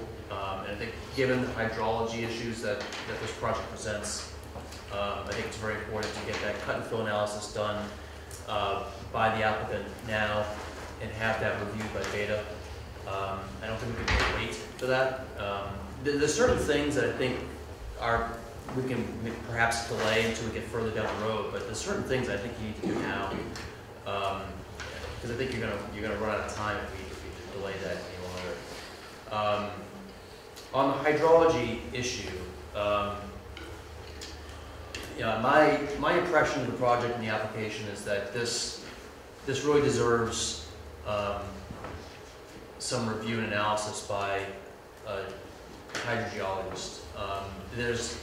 In fact, this comment was made by Beta recommending a hydrogeological analysis of the property to study impacts of the septic and stormwater systems on down gradient wells, as well as the pond. And Bush Pond, am I correct, that's the pond that you're talking about where you're going to the boathouse? Is that what it's called, Bush Pond? Okay. So, you know, given the size of this project, I think it's appropriate to have an expert hydrogeologist review the hydrology issues with the project. It starts with the groundwater contour mapping. Some information has been provided. The consultant would initially advise whether or not that data is sufficient to determine the direction of groundwater flows, the depth of groundwater around the site, and then would go beyond and take the next step to provide advice as to whether or not there would be any impacts and to what degree, and if there are, what changes would be appropriate to mitigate those impacts. On a project that I recently worked on in Sherburne that was, I think, 30 or 40 units, Beta was actually the peer review consultant. It wasn't Mike, but it was Phil Paradis. And Phil brought in a hydrologist from another company to provide expert advice. I think that's appropriate here, and that would be my recommendation to the board is you have, and I know from experience, and I've worked on these projects with those kind of experts in the past, that is a multi-month process. There's back and forth between the engineers, their hydrologist, our guy. So I would start that process now. I recommend that we bring in a consultant to start reviewing this matter. And there are 2 or 3 folks I can recommend who are excellent at this kind of work. Just make sure I got everything here.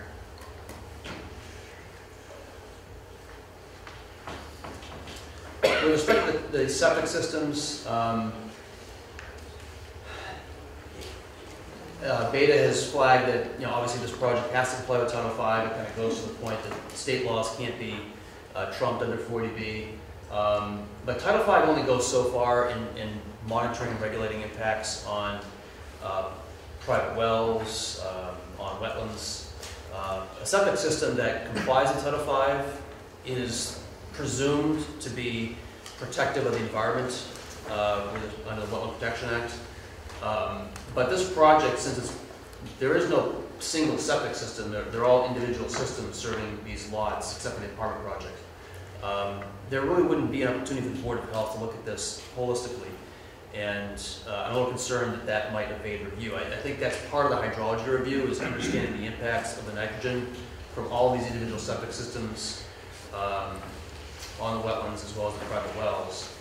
And I remain concerned, I raised this issue last time, that under Title V, if a project has a flow of in excess of 10,000 gallons per day, that would require a groundwater discharge permit. This project is being split basically into 2. You have an apartment project that's just under 10,000 gallons per day, and then you've got 148 units, single-family units that each have their own septic systems. So I'm a little concerned that this might be unintentionally evading a groundwater discharge permit. There are provisions in Title V that address anti-segregation, essentially, to prevent developers from purposely splitting projects up to avoid that jurisdiction. I think that's worth a look to make sure that we're not unintentionally abetting that process. And this isn't a Zone 2, and there's also talk of the open space being potentially used for a municipal well. So I think that's important, obviously, for a future well, to understand where is this groundwater moving, to what extent is all these septic systems, if they're going to be this close to a potential future well, I think we should know what effect these septic systems will have on that well field. And that is a major selling point of the applicant, that this is a restricted open space that could be used by the town for a well. If that's going to be a benefit of the project, I think the board should understand, or should make sure that we're actually getting the benefit of the bargain. So those are all my specific comments. Mr. Chairman, could I just respond to one of those comments dealing with Title V and so on, and bringing in a hydrogeologist? Actually, Dan and I worked on another project that is very similar to this in Eagle River Village, maybe about 10 years ago. And at that point, there wasn't a need to bring in a hydrogeologist. At least that was the perception of the board at the time. And it was reviewed by a very reputable peer review engineering consultant as well. If we are going to look at that issue, I want to make sure that we understand the scope that's being examined, because I just don't want this to be an endless review of something. I want to make sure that it's clearly articulated exactly what's being reviewed. And in terms of Title V, aggregation of flows, DEP is not going to aggregate this to require a groundwater discharge permit. We went through that exercise a few years back with the project Momentum. I don't see that happening, and I don't see any change in the department's policy with regard to that. We can certainly look at nitrogen loading. We can look at what might be necessary to remove nitrogen or other nutrients if necessary, but I don't see that as being an issue in the eyes of the DEP in terms of what we're proposing. So again, just to bring it full circle, we've been through this process before, we've been through this exercise before in another project. I know this board hasn't. We certainly want to be cooperative, but we certainly want to make sure that the scope is narrowed and limited to what is truly necessary for this review. And that's all. We'd like to have an opportunity to comment if there's... Based on, before I turn it over to the board, based on Dan's comments, and I don't want to wait until August 2nd to address some of the big issues Dan mentioned, cut and fill analysis, and then this issue of hydrogeological analysis. I think are the two big items that he mentioned that, from your perspective, you'd like to see movement on quickly because the clock is ticking. Can we get some response as to maybe a detail as to what you want to include in the geological analysis? And can we get a timeline of when the cut and fill will be ready? In the next couple of days. I know you're going to answer David's report, but can we get some quicker response as opposed to August 2nd for when that can be done? And that's if you agree to the hydrogeological analysis. I mean, I'm assuming you do. Actually, went from John to Rick to the board. I actually did have a small presentation here. I just wanted to go over phasing of the project and what we're trying to do. You know, with build out and actually what we're trying to do with the cuts and fills. Actually, we did present an alternative layout of roadway here today, and sort of would like a little bit of feedback from the board that is that something that is acceptable to the board, you know, in an overall scheme. As you're trying to balance out some of these cuts and fills and you're looking at different areas like that, with grading and things, we do need a little bit of direction from the board. I mean, that overall plan that Rick presented tonight with the comments from Beta and the fire chief incorporated into that, if we could get just a direction from the board that we're in the right direction, that looks good, yes, then we can actually start to bring some of these other things in with the cuts and fills. We are very close in the cuts and fills, but what we're trying to do is, you know, is just make sure that we present accurate information that isn't changing all the time as the project will change. And as far as the cuts and fills, what we're trying to achieve, there are 7 phases to this project. Each phase is, you know, basically can range from 12 to 24 months for an overall 6 to 8 year time frame of construction here. What we're trying to do is balance some of these cuts and fills out. Maybe you need fill in a phase that's maybe phase 3, but you have a cut in phase 2. And overall, we're trying to balance this out to somewhere in the vicinity of maybe 30 to 40 trip loads a day throughout the project with, you know, with any type of earth. And looking at that, one thing I do want to point out is the site does have a broad variety of you know, earth and product in it. Some of it's good, some of it could be septic gravel, some could be fill, some could be ledge. But we do know that it has a pretty good structural integrity to it. That being said, even though we're exporting quite a bit of material offsite, what we're not doing is importing. And in most projects that you permit today, the land is just not that good. And as you're developing lots, most times you're importing septic gravel, structural fill for the foundation to sit on, stone for a septic system, sand for an electric trench. We have these products on site, so even though we're exporting, we're not importing. So your import traffic to bring anything into the site is drastically reduced here. It's almost nothing. So I just wanted to make that also obvious to the board here that I'm discussing this with them. So I'd be happy to go through an overall project phasing, showing you what the plan that was submitted with the PowerPoint presentation in the first meeting. I know the audience is anxious to talk. I just would actually say that if you look at the phasing plan, what our intent is to actually always have a continuous throughway through phase one as we come up and we continue through from Lawrence Street. Then we loop off of that and we keep continuing to try to loop in, so it's always public safety in mind and actually a throughway as we're looking at that project phasing. I'd be happy to go through that with the board if they want, or if they'd rather save that for traffic, in August, we could do that as well. But if I could just get some type of sign that what the roadways that we saw tonight was something that is that we should pursue and go down through that and get comfortable with, it would be a big help in helping us to answer your other questions. Tommy, to be honest with you, I think, and I can only speak for myself, I can't speak for the rest of the members of the board, but I think it's almost too soon. We haven't even been able to digest it. To say it's good, bad, or indifferent, I couldn't tell you tonight. It's obviously an improvement on the last, but again, we can let the rest of the board members speak. But I think from my perspective, what I'd like to see is, since you already have a preliminary idea of your cut and fill, I'd like to see that where it stands right now. It can only get better. So, and what you just told me a minute ago was that you're exporting fill, which means it's valuable. Since you're not importing it, so other people must need this fill. But not I would necessarily. Yeah. I wanted to make. If you have fill that you have to get off the site, it may not be valuable. It may actually cost money to get off the site. Okay. I would. So I'd like to, from my perspective, see what the cut and fill looks like today, and I'd like to get some direction from you on the geological analysis. Can we get the parameters together for what the scope of that work will be this week or next week, so we can get somebody on board from your side, so we can also ask Beta to do the same?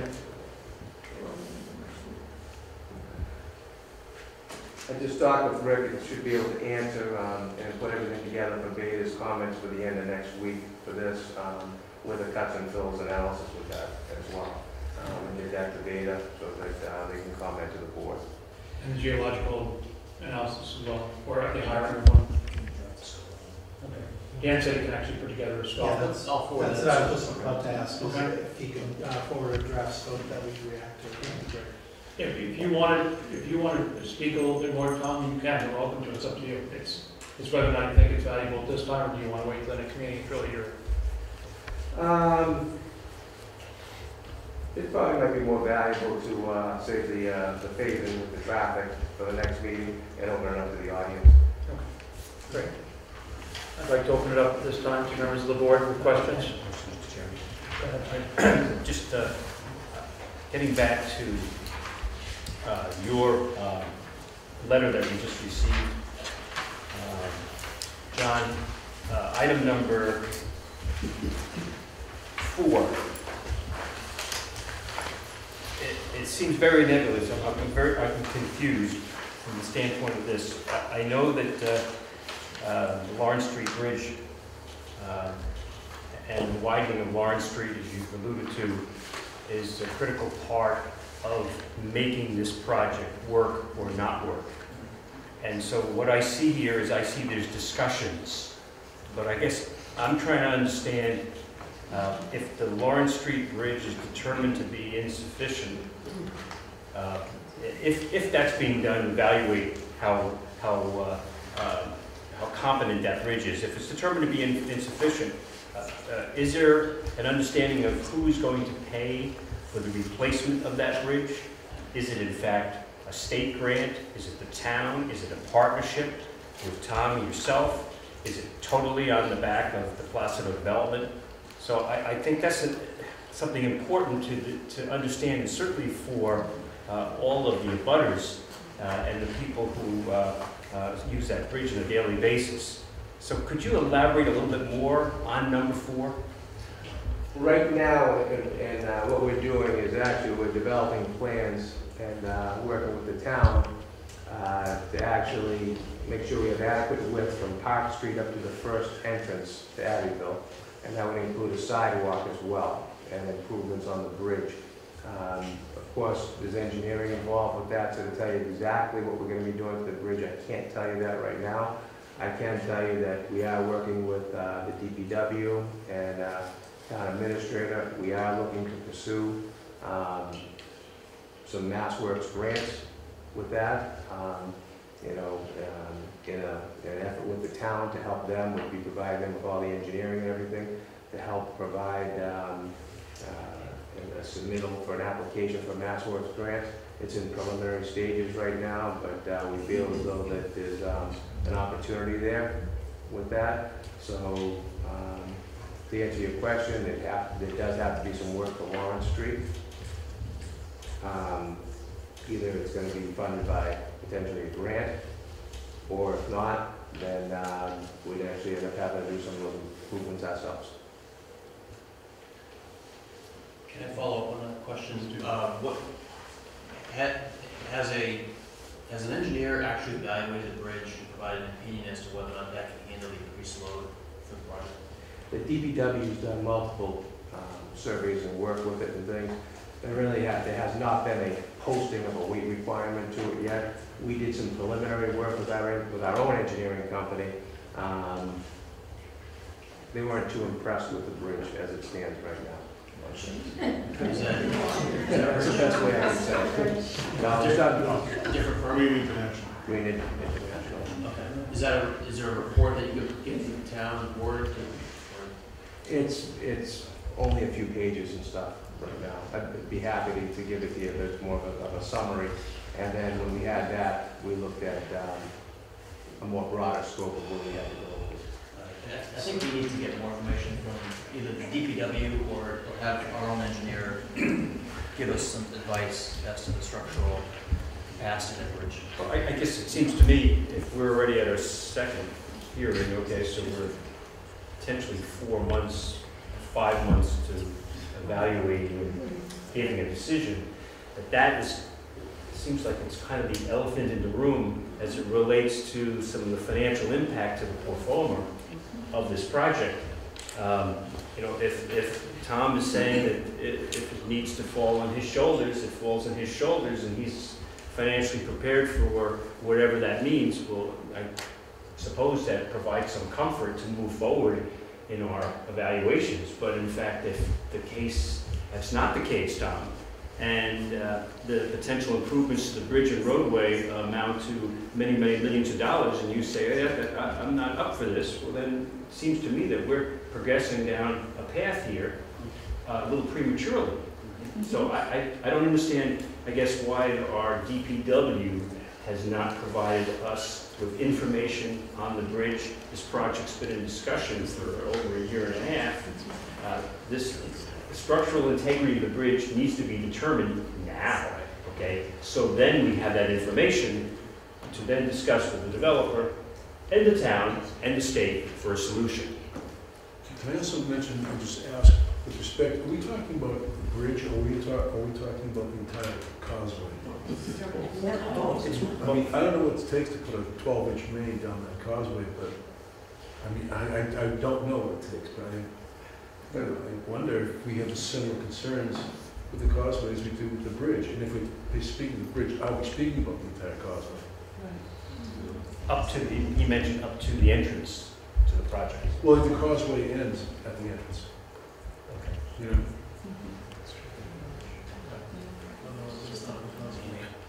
Can you follow up with DPW?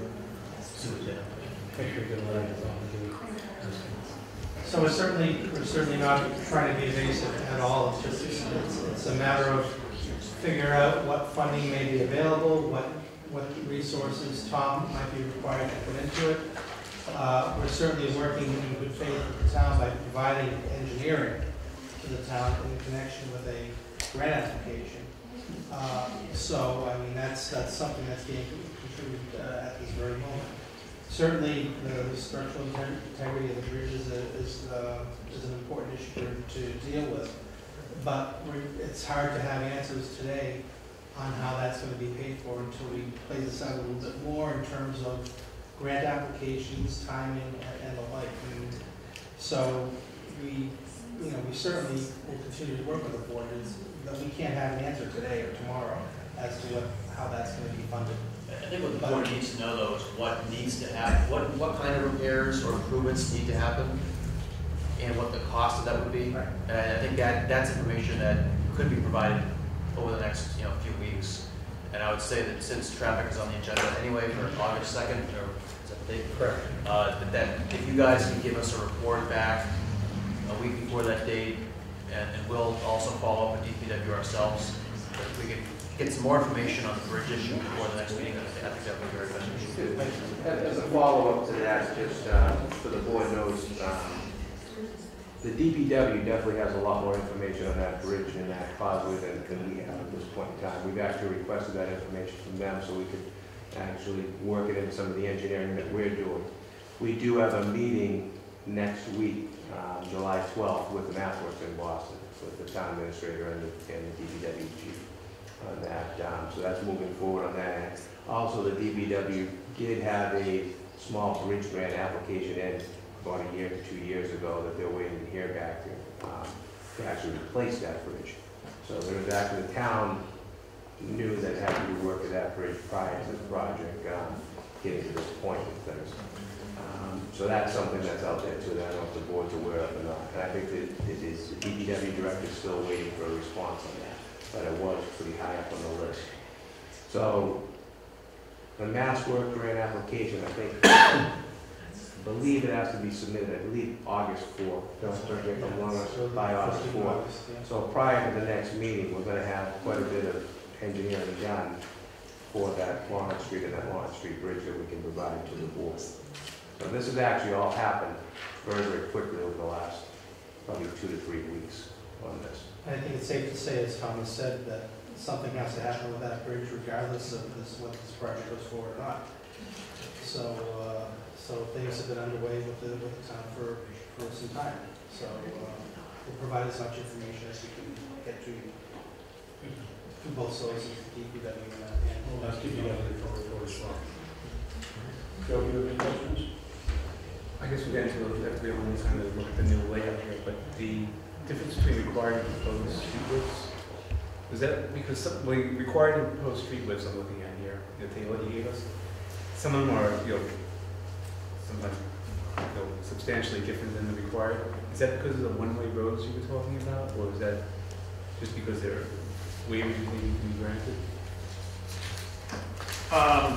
I mean, let's go through this. There's a lot of them that are required at one side and proposed at different size. Proposed at a smaller size, some by just a few feet, some by more. Right. So is it just because of some of the one-way configurations versus it? Right, so if I say substantially different required versus proposed, it's because that they've been proposed to be a one-way street instead of. Correct. That's the difference, like pavement width, 13 feet, 24 feet, because of the one-way, if you will. And it won't, I don't know if I can see in this new layout, it's telling me which ones are one-way roads and which ones aren't. At the bottom of this street widths, we've listed the one-way roads. Oh, thank you. Okay, thanks. If I could continue on that, Attorney Smolak, did you say while we were reviewing your letter that these roadways are potentially going to be accepted by the town as public roadways? Also that you stated that they were going to meet the standards of the town.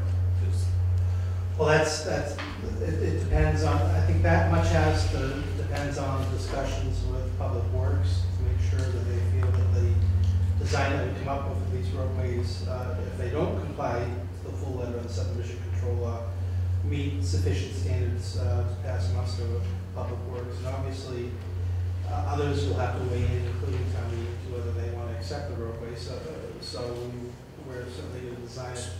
So I guess I'm a little confused then. If you said that you were going to meet the standards of the town, what standards are we talking about? I think it's a combination of the subdivision standards as maybe modified based on this, from the discussions with the town, meaning public works. I'm still confused because I'm seeing this table that you presented to us.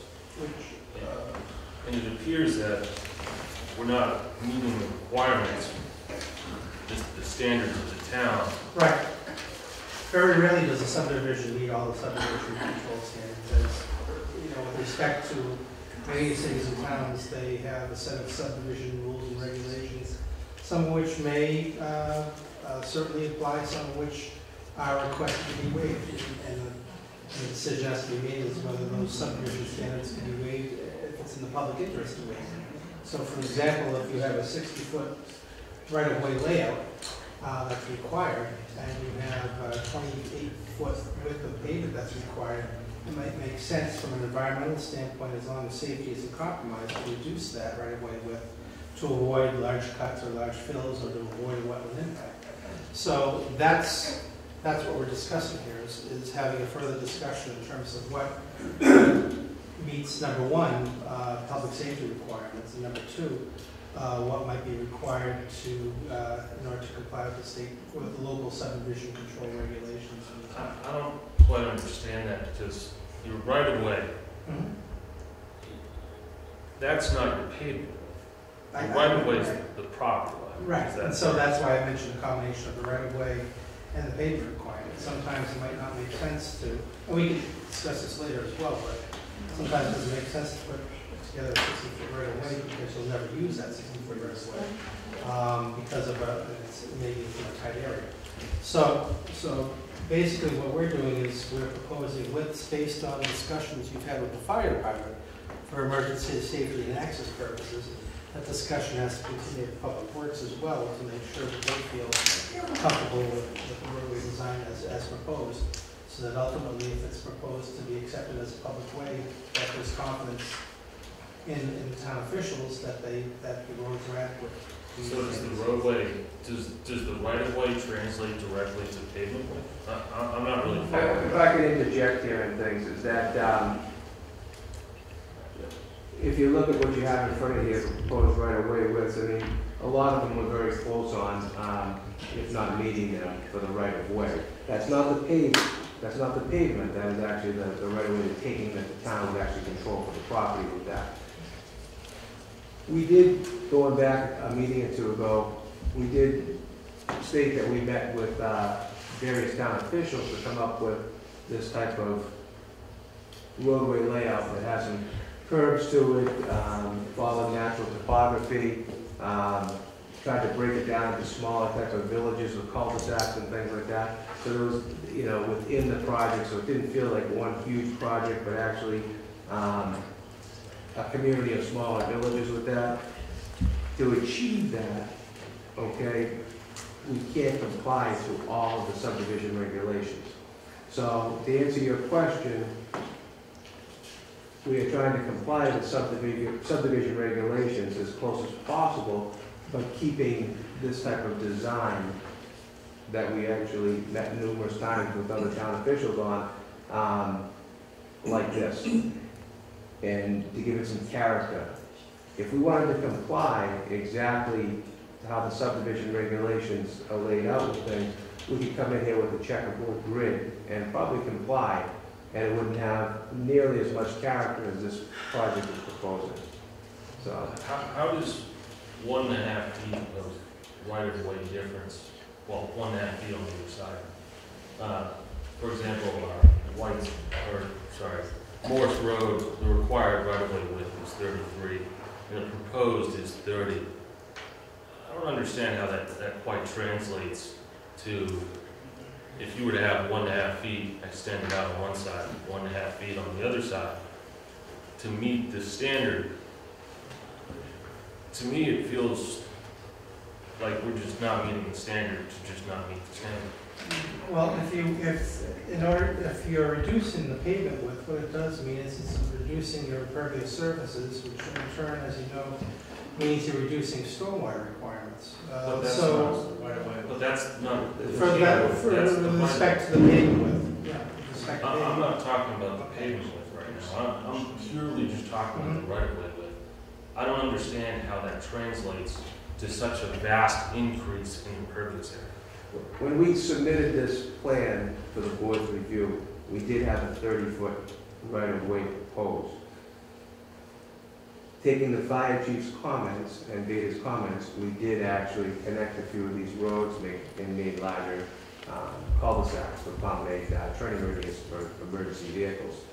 We did not go back and change from 30 to 33 to accommodate that right-of-way width. It's something we can look at. It's actually it's a very small matter, increasing that by 1.5 feet on each side. We just did not get into that small amount of detail at this point in time. When I hear that we're going to meet the standards of the town, what Attorney Smolak said while he was reviewing his letter, and then I see this table that doesn't meet the standards, it's just two very different statements from one another. What is interesting though about that one is that Morse Road, the pavement is actually required to be less than they're actually proposing. They're proposing a wider pavement than it's required. This goes back to making sure the fire department and the police department are interested or are in agreement with these type of roadway layouts and turning radiuses. We're actually making it quite a bit wider, actually. In that particular case, again, I haven't studied the whole layout, but I can see that in that particular case, the pavement size is being increased from what's required because maybe it's just making more practical sense for the fire department, for example. And Or also- for other reasons, but we haven't looked at it yet. We have to have this definitely looked at. We have to, this has to go, as Bob gave you some copy of the check. Okay. So make sure Bob gave you a copy of this as well. Does the right-of-way include sidewalks? Does the right-of-way include sidewalks? It would, yes. It's not in all roadways, but where sidewalks are required or installed, yes. Any more questions, Beth? I don't want to hammer part too home, but you also said that you followed the natural topography of the land when you were laying out these roadways. And when I look at the roadway profiles, you know, I'm pretty good at following profiles, but I'm not quite seeing it. I'm having a really hard time understanding that. But follow the natural topography, we're actually talking about the outer perimeter around here. We have to go to that. But if we go to, Amy, if we can go to just GU-5, I don't know. is that possible? On the original site plans? Yes.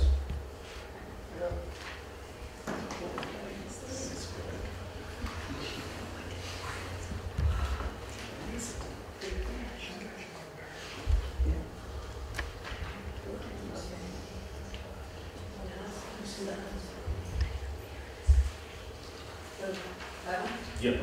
So, kind of in the middle of the sheet where there's all the contour lines.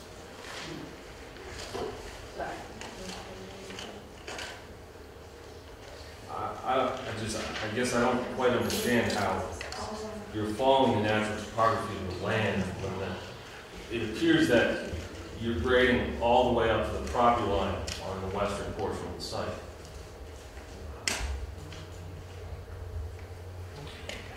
You've got a 250-foot elevation contour at the high point, which then drops off into the gravel pit where we walk down into the 170, 180 range. So there's a 70-foot elevation change from that point to just north of where we're looking here, just off the sheet, which is into the gravel pit area. Okay, so right there is elevation 250. And then up in this area up here, just off the page, you're in the 170 to 180 range with fills occurring around that corner for the roadway. That's how drastic the topography changes in a very short distance out there. Well, it also goes to the comment that Beta made, that they felt that your roadway grades, they weren't as high as they possibly could be to stay with the natural topography. And I'm just having a hard time understanding how you're following the natural topography when we see what looks like a huge amount of grading on the site and really clear cutting within your limit of work line. And when we look at this, I don't really understand. So the maximum grade of that exterior road would be 6% for a collector street, or the largest street classification the town has. I believe that the steepest grade would be 6%. We have two roadway intersections there and there which require a leveling area 100 feet in each direction at no more than 2%. So in this particular area, to achieve a 6% roadway, it would happen over a very small area between these two 100-foot leveling areas where those roadways are entering into the main loop of the roadway. So there are many factors that went into the grading of these profiles. You know, that's just some of them, which we explained earlier.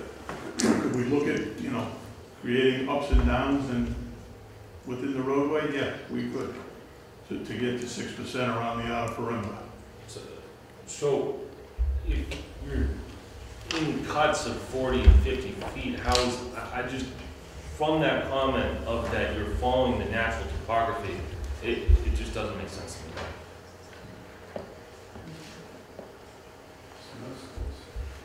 As we said, we tried to get a balance between the outer perimeter of the development area. I guess it's just another reason to get that cut and fill analysis. We're also attempting to cluster this project as well to preserve as much open space as we can in addition. So that's another factor that comes into this. That basically, you know, we're trying to preserve the open space. Can we spread this project out a little further? I guess sure we could, but we're trying to create a cluster community that in addition attempts to maximize the open space component, both for the residents' benefit, but also for the town's benefit with respect to the potential town well field. So what we're trying to do is try to create additional benefits. There are pros and cons to each development type project that each scenario that you create. And so it's a matter of trade-offs in different areas of the site. So the more you follow natural topography and the closer you are to existing grade, when you're off grading, that's less trees you have to cut down. And wouldn't that be preserving more open space? The more you follow natural topography? Not if you have to fully comply with the subdivision control law. You probably eat up a lot of the open space that we're preserving. I think the cut and fill in the 3D model will hopefully put some more light on this so we can review it further. Any other questions, guys? No. Any other questions about the board? Okay. This time I think we'll open it up to the public. You've all been very patient. I'm going to ask you to state your name, your address, and could you please stand if the acoustics are terrible in here. So I don't want to put you on the spot, but I think it would be helpful if you could stand and ask your question. Okay, sir. Lawrence Wilson, 22 Lawrence Street. Right now it's starting to look like a gravel operation. How much other equipment's going to be there when you dig down those 40 feet to excavate this and process the gravel and put in those 30 trucks you're sending in a day? I mean, we're going to have a big pile, we're going to have all kinds of equipment, towers and stamping machinery to crush that rock and to move it out. Rick or Tom? Are you going to be doing the log busting on site, or are you going to be? We're not turning it into a gravel, operation, if that's what you're saying, but we are going to process material, screen loam so we can use it for the lots. We'll screen the gravel to make our own sand. This will minimize off-site importing of products and things. So yes, I mean, we will do some processing on site, but we're not bringing in crushers or actually opening up a wholesale gravel operation, I guess you'd say. Well, So 10 years. no, I just don't see how you can dig down as far as you're going. It's clear, you know, it was mentioned that this is to follow the topography. It's very clear that it's not. You can see from that. So you wonder right off the bat, when you make that statement that's clearly not true, what else is happening here? And you want to ask the question, have you projected how much money you're going to be receiving for this material that's being shipped off-site? Again, 30 trucks a day going through a neighborhood. What's that? What's that, one every 15, 20 minutes? A truck's going to be coming by my house? Yeah.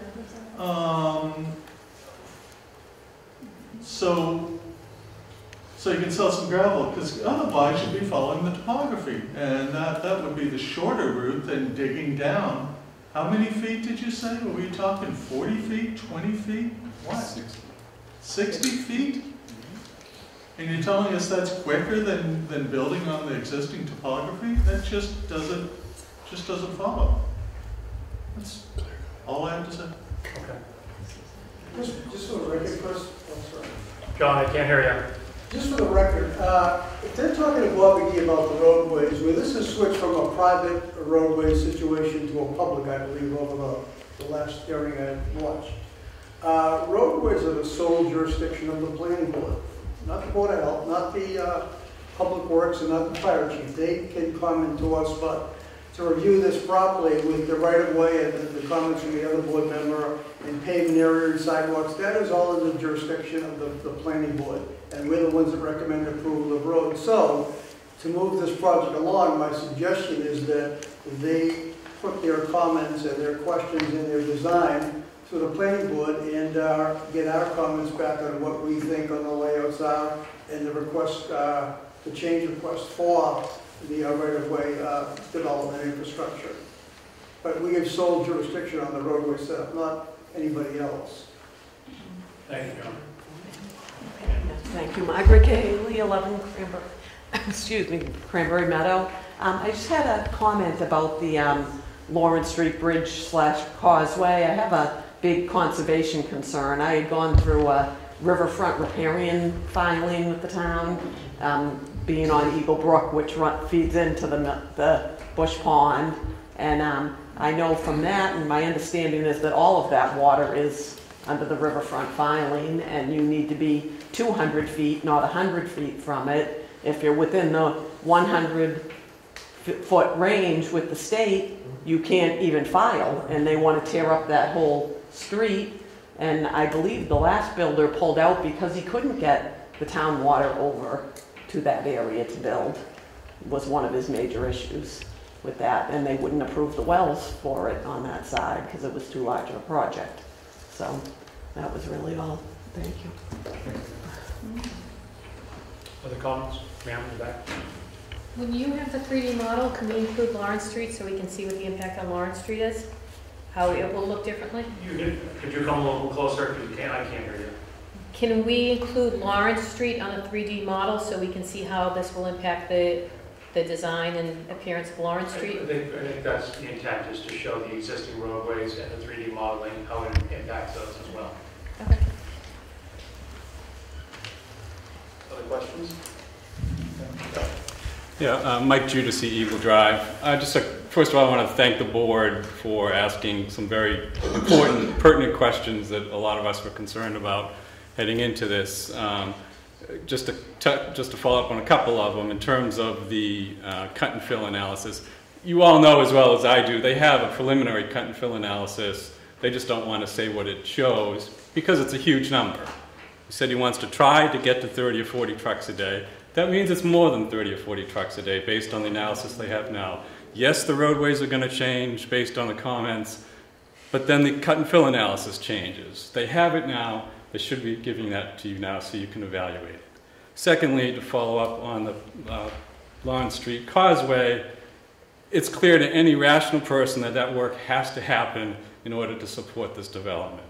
If that's the case, where are the design plans for it? That should be in front of this board. That should be in front of the Conservation Commission so you can get a true sense of all the impacts that this project is going to have.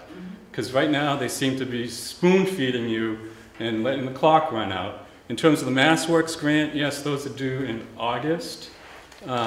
Typically those don't get awarded until November or December, so the 6-month period will be up before the town knows if they get the MassWorks grant. They've sort of alluded to and been a little ambiguous in terms of what he's willing to pay for. In one breath, it seemed to be the implication that he would pay for actually doing the work. In the next breath, it was providing engineering and support for the grant application. Those are two hugely different numbers, as you know, so it might be worth getting some clarification from the applicant on where he stands on the Lawrence Street work.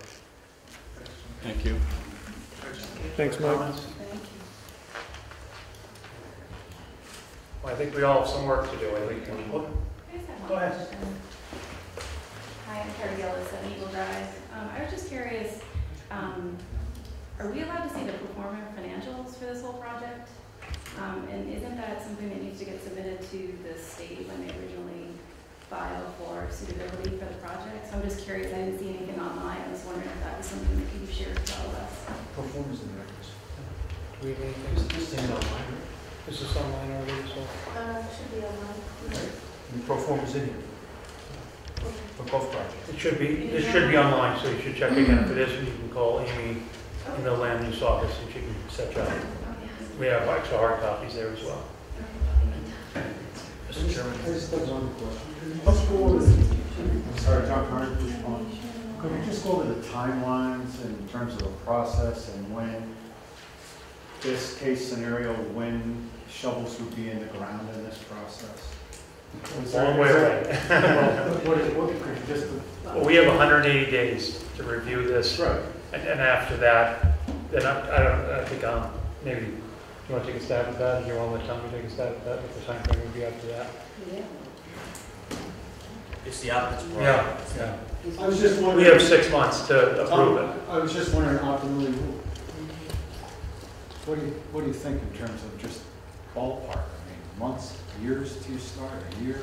To start it, Start the continuous if process. an approval was given sometime November, December, I would start, I'm guessing in the spring of 2018. Thank you. Mr. Chair, if I may. Yes. Is there a way that the board can receive any report that's sent from the applicant to the engineers and any other consultant of the board, just so I can be able to review the information? Any reports that the applicant submits go through Amy, and she distributes them to Beta, to Dan, and to all the members of the ZBA. Because I was looking for, specifically looking for the stormwater report, the borings, the well readings, just all pertinent information to this project. I'd like to see. You know, I'm having a hard time. Were you on board, did you get like the original file? I did, but I haven't seen any of these reports I just mentioned. We can. So the stormwater report that Beta responded to, Beta's comments kept referring to a stormwater report. Specifically the hydro. Where would I find that in the original filing? Devin had asked for it, and I said, I don't see anything called a stormwater report.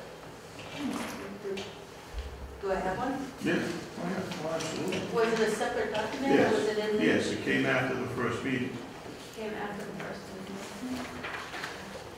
This is our copy. So it wasn't part of the original file. I mean, I can send it again to you tomorrow, Amy, if you No, want. I mean, I should have it. Randy, why don't you look, and if not, can you send her again, and then you can send it to Devin? Let me know And then you tomorrow, can- yeah, maybe, you can if you send don't that have it, to I'll me. get you an electronic copy. And also, if there's a way to get full-size drawings, I do better, just for me personally, on a visual paper basis. I'm good on the computer, but it's easier for me to read on paper. Full-size So, drawings. yeah, so whenever something changes, if we can get, maybe. Do we have the revised set of plans, Rich, that you talked about tonight? We sent them electronically. Those 3 stages that we looked at tonight? Yes. I have them electronically, I don't know. Is There's 3 sheets that were changed? Yes, I can get paper copies. They were on the board. There were no changes, they were just the diagrams of the change, I apologize, the change layout. That's one, correct. And there was one with the wells that we saw electronically. And then the last one was with infiltration basin 1 in relation to the tailways area with the section. I can get paper copies to Amy tomorrow if you want those. I mean, I have 11 by 17s if you want them, but I can get full-size ones. I mean specifically for major changes. Well, we're gonna obviously make a round of changes. I mean, if you had like a a gate valve for water or something, I don't know if a full-size drawing would warrant a change like that. But major changes, for example, like this layout change, it would have been nice to see on a full-size paper drawing. On the cut and fill analysis, we've been talking a lot tonight about evaluating that. Comments from the public spoke to the issue of truck traffic and so forth. In other projects I've worked on with this issue, it's been helpful to have an export quantity analysis, and not so much analysis, but basically asking the applicant to provide the quantities of the earth removal that will be exported from the site. And this is a fairly simple tally that can be estimated. It's not scientific, because they don't know until they get into the ground exactly what's there, but they can provide an estimate of what's going to be exported. And then from there you can determine what the truck traffic will be, because you have a volume, and you know how big trucks are, and you know what, you can also determine what the value of that export material will be, because that's all available publicly. So rather than asking how much money you're going to make from this, or how many trucks are there going to be, the better question is go to the core question. What's being pulled out, and what are the quantities that are being pulled out during the course of the project? Tom, will that be available when you do the cut and fill analysis for us by next week, or the response next week? That'll be incorporated with all of Rick's responses to data for the end of next week. Great. Okay, good. I have a follow-up question on that. Just in terms of the trucks leaving the site, is there a period of time during the day they would be allowed to do so, or is it open-ended?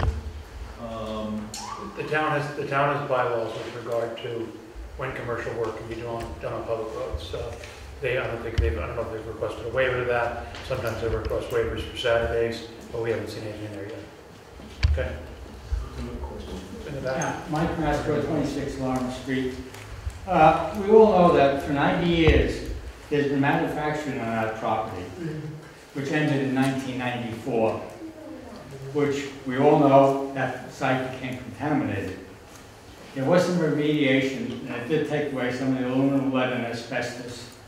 And the other contamination was there's some consolidation. There were 2 big lagoons which reached down quite far, and nobody really knows how far they went down and how much contamination has been done. As a result, they created an AUL area. As a result of this, will the workers on that site and all future residents be advised of the fact that contamination is present in the area, and will the ZBA make that a condition of approval? Thank you. Any other questions? I saw a hand back. Yeah. Woman in the far back first. And then... Is there going to be an answer, or is it just no? Yes. Okay. Also on the contamination, we've seen, actually a new one tonight that I couldn't even see Lawrence Street on, but is there going to be, somehow we can see what the map is, and then where the contamination site is? Because what was available now that is now the plan that's null and void, because there's a new one that was presented today that we didn't get to see. They're different angles. There's no way you can just like plop one on the other. So I would like a concise map that shows the actual plan and where the actual contaminated sites are. And the people who are buying these houses are aware that their backyard where their children might be playing in is possibly right next to the capped site, or maybe not. Be a nice, even know that it's nowhere near any of the capped sites. Is there any plan to give the, to have the AUL put on top of it? The AUL is on record in the registry of deeds, and the AUL area, the boundaries of it are shown on the site plans that were filed originally.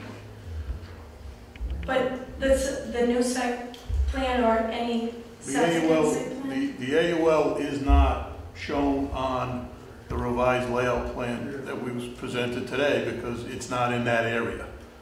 Well, I couldn't even see Lawrence Street. Correct. This was the internal, changes to the internal roadway system in a specific area. But you couldn't even see a road entering on that one. When you're Understand doing a that. 3D model, can't you add that so you know where it was in Sure. relationship to the project? That would be Absolutely. nice if you could add all of that. I'd be more than happy. I mean, I can show you where specifically it is on one of the other site plans, but, I mean, I don't know, Amy. I mean, that's... Correct, so the external roadways change at all? No, just what we, is internal. Yes, I think again, we get to some of the digital modeling, and you'll see a lot of this today. Tonight they gave us an internal pathway. They still have a lot of work to do to give us an overall site plan, again, what it's gonna look like. Will they give But if it Rich to wants us to show you- prior to a meeting, not at the meeting? Like, even possibly the board members, I'm not sure when you received it, but there's number 1, number 2, number 3, all this information being referenced, and it was sent, I don't know how many hours before the meeting. I mean, I know from, in my work, if I have to present something, it needs to be presented to the board within 48 hours prior to the meeting so that the board has enough time to actually review it and ask pertinent questions. We're here not even knowing if there's a water plan already in or even if the town has it. You know, I just worried that we're not getting the information, you know, I don't know how many hours, possibly 8 hours, but I saw the email at the beginning, it was today's date, which is not 24 hours, maybe 8, maybe 5, and I assume majority of the board members work or have other things than to just drop everything and review it, you know? Like, that's my worry. So we can't even ask the pertinent questions because we don't have the facts before it's being presented to us. Tonight was an overview. The applicant did apologize for the late submission. He didn't expect us to have all the questions for him tonight. He didn't expect Beta to have all the answers to what he presented tonight. And they did make that clear in their emails to us. Okay. They had presented it. It was some changes they had made to the internal development of it. They fully expect us to have a chance to review it and then get back to them, and then they'll respond to it. It was just, again, these are some changes they But presented. but we're held to the 6 months, but they're not held to any time. We can also ask to extend that if we have to. We will review it all. Okay. What? Mr. Chairman, Go ahead. just make a comment. We received the peer review comments Friday afternoon. So then you have Saturday, you have Sunday, Monday, and then 4th of July was Tuesday. And we scrambled to put together at least some additional information to provide the board with an update in terms of what's going on. We didn't indicate that we had all the answers, but what we did do is we rushed to be able to provide the board with as much information as reasonably possible, given the holiday, so that the board at least had something to respond to and to react to this evening and for the public. I'm sure all the information is going to be posted on the website as well in terms of the information that we submit. So I don't think there is any delay on our part to respond here. We try to do as much as we could in the time period we have. Go ahead. Chairman, if I may, so the changes we showed had to do with work proposed inside of this little bit. The AUL area is over in this area here. So there were no changes proposed to anything near the AUL area. They were all internal to that loop roadway system. Roadways were changed to provide some access at the request of the fire department. There was nothing to do with the AUL. And that's why we just wanted the plan to focus solely on that. We will be revising the plans in the future. Excuse me, Rick, just from the abutters and the audience, from the outside of the outer loop roadway over to the AUL is approximately how many feet? Can you stand that up just a little bit? That's the old one. The outside roadway isn't proposed to be changed. Oh, okay. I do not know. Okay, nothing was changed. Oh, sorry.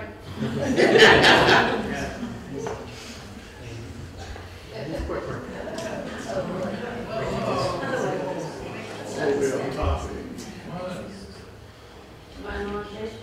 Yeah, You're on page now. Back on page 2.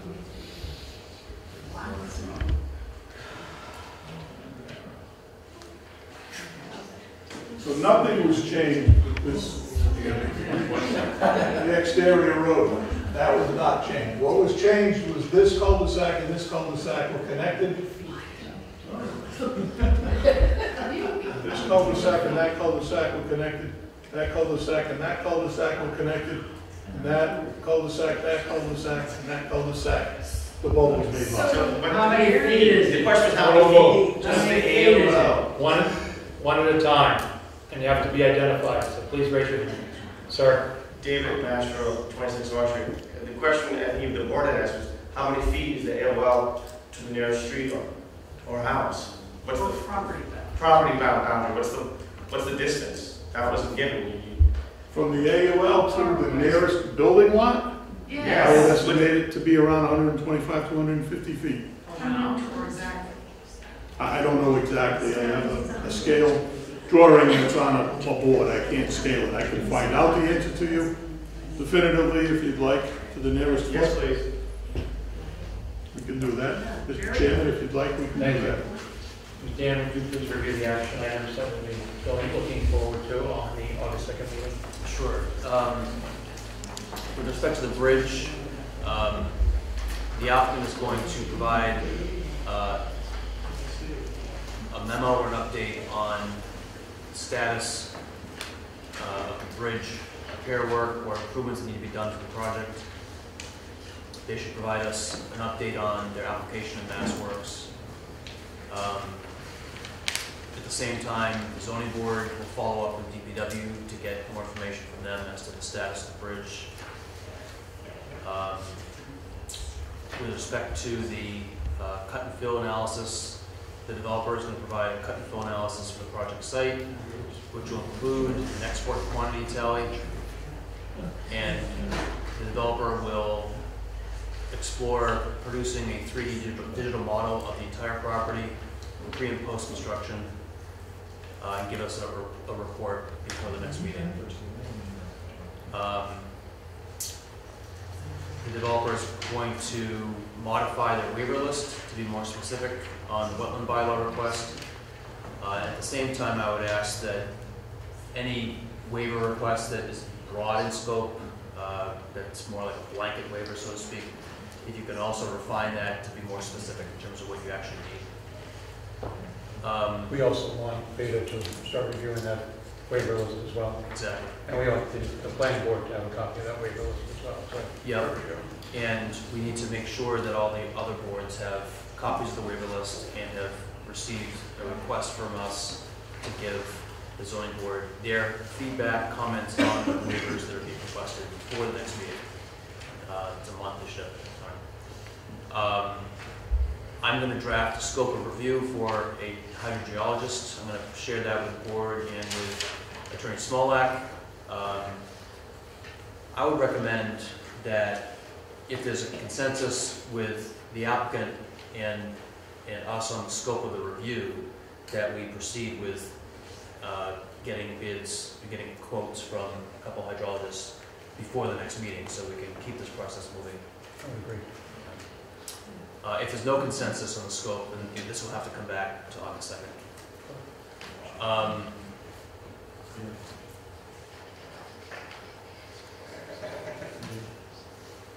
We want to address the National Heritage Concom.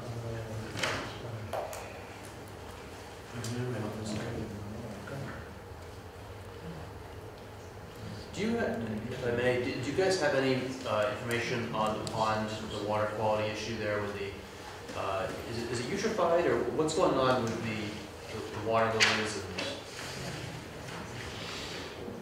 And have you had a wetland? The Conservation Commission has done some work on that. But you guys own the pond, right? Isn't that within your property? Yes. They do have a report on that. If you're gonna be doing, I mean, you're proposing that as a recreational amenity project, I think it would be good for us to see, if you've had a wetland scientist evaluate it, it's not really usable as a swimming pond or anything else, but it could be, if there might be steps that can be taken to improve the quality of the pond. So if you have a report or any information on that, you can share that with us, it'd be great. I saw one more handout in the audience. One more. Go ahead. I was the one that wanted to ask a question earlier. Oh, go ahead. Debbie Cox, Bush Pond. I had a question on the water. Last month, they had mentioned that they were going to do town water, and it sounded like tonight they were going to do well water. What are they doing? It's town, bringing town water. You are doing town water? Okay. And there's a water, what do we call it, a water demand analysis being undertaken by the town. We're expecting a report next week that's going to evaluate whether or not the town has adequate capacity to provide water for this project. Okay, great. That's the DPW section. So maybe referring to the potential future well. So I'm thinking that this is an area in this development that allows for future well. Are you talking about the well that's in the Well, I know there was a well way back over on the Franklin line. I do remember seeing that. They had that last month. Was it a backup well?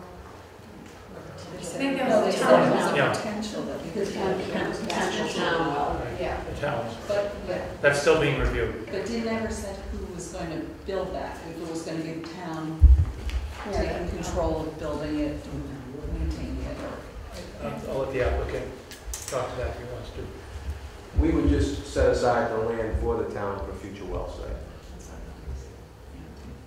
And actually I should say, bring the infrastructure, size the water mains appropriately so that the town would not have to do that someday in the future.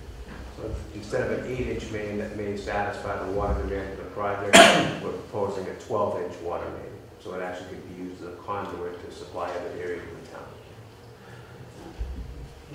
Two more questions and go ahead. The woman next to you. Go ahead. I want to know if there was an assessment on salt, fertilizer, pesticides in such a large development on the wetlands? Is there any assessment on that? Say again. So- I couldn't hear you. In the winter, we put salt on our roads. Yes. In the spring and fall, we have fertilizer and pesticides on our gardens and our lawns. Is there any assessment on that large of a development on the wetlands surrounding there? On the use of those items? Does anyone ever look at that? Because that will be huge in such a large development. It'll be very substantial. Could you say your name again for the... Peggy secretary? Bedard, 28 Lawrence Street. I'm not going to take a stab at that. I don't know if anybody else wants to take a stab at that at this time. Yeah, I think that'll be down the road. We can address that again. Okay? John, and then my last question. Can I suggest that the applicants, since they want to move this thing along, get on the planning board agenda for our next meeting, which is... John, can't hear you up front. If the applicants could get on the planning board agenda at our next meeting and present the roadway revisions they're doing, since it's going to be potential public ways, and explain the changes and waivers they're looking for, then the planning board could report back to you our opinions on the roadway construction they're proposing.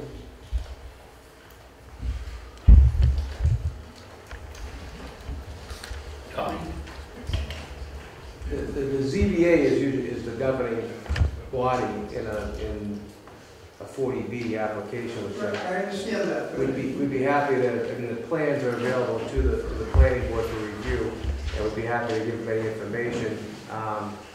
It's just very unusual to go before a planning board. It's not unusual because they've been spending time talking with the DPW, with the fire chief, and everybody else that are about the roadway change, except for the only board that matters that has knowledge in it, planning board. Well, the zoning board steps in the shoes of the planning board.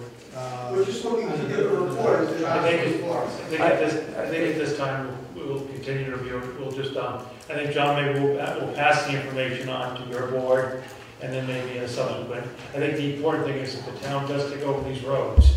The planning board obviously owns the road, so we want to make sure that we have their input. I guess I would like a clarification on this. Is the planning board looking for an informal meeting just to better present and go over the plans. We'd like to, That, suggest so a it's, meeting just to explain the roadway configuration, why you're doing it, so we can report to the PGA.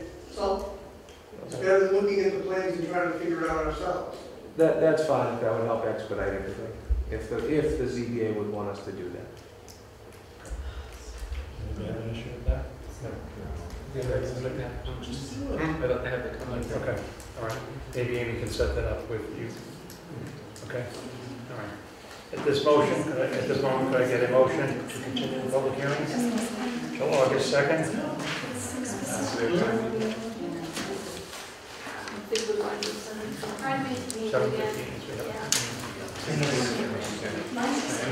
In the library?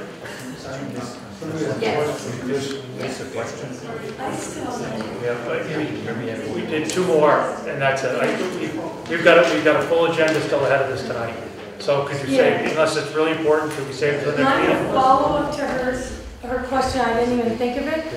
If the town says that they can't bring water there because the town can't supply a development this size, which is about 5 or 6% of the town, in my understanding, what happens to this development? Do you then ask them to build wells, or do you just say, we can't supply water to this, come back when we figure it out, when we get water? What happens? There is analysis being done with regard to the town's water supply. Right. That will be reviewed. It is, the town has an obligation to provide water to developments once they're developed. So the town, it will not be building wells. The town does a requirement to provide water to existing developments or developments being built. Okay. That are approved. That are approved. Just in terms of coverage for next meeting, could we add to the list of topics, traffic? When we get That's on the agenda, yes. Traffic. Yes. We don't have a motion on yet. Still waiting. Oh, during the list of action items, we should mention traffic, right? Well, traffic is what's going to be the number one priority for next meeting. So my motion is going to be, Mr. Chairman, I make a motion that we extend the hearing to August 2nd and 17th for the Preserve at Abbeville and then Bill Collins. Do I have to say in terms of on the agenda? Just so you know, yeah. For For the traffic review, the traffic. the items. Yeah, the traffic review and the items that were listed by Attorney Dan on the action items. Yes, we held in this same library, library room here in Norfolk. Yes, on August 2nd.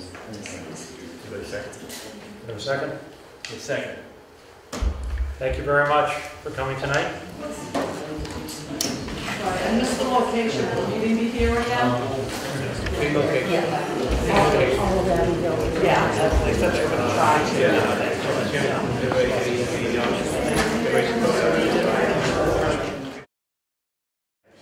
Welcome back to the July 5th, 2017 zoning board of appeals meeting. We have a couple of items left on the agenda. We have 31 Mirror Lake. Did everybody get a copy of that, or did I just get a copy? Everybody has that? John, we're back on. We're looking at the amendment for 31 Mirror Lake. I think I have the signature page, right, Amy? Everybody has to give it? No, I do have it. you would be with Okay. yeah. What this is that 31 Mirror Lake, I don't know if you remember, we granted a special permit to a fellow who raised a house that was right on the water. Yep. He wanted to put a deck on the left side of the property.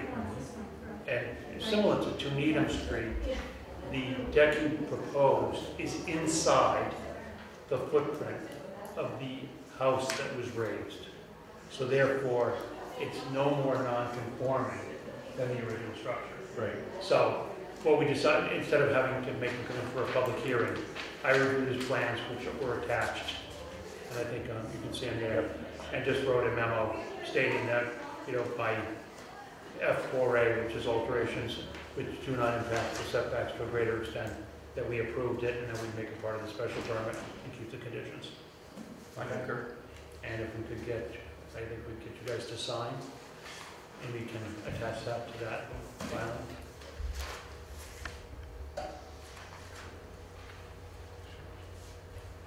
And then we have June 7th meeting minutes to review. If everybody wants to take a look at those. Joe? Yeah, a lot of minutes. You see this? See the space? We don't have June 21 yet, we have June 7th.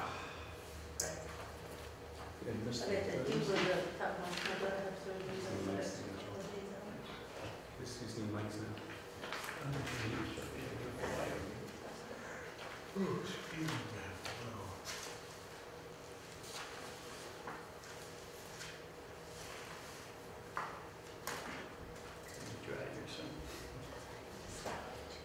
We can do that. We'll do it. You know what to say. We'll do that. I'm sure we can get some help from these members. Didn't you know Gavin knows that the newest member has to stack the chair? You knew that, right? I worked out.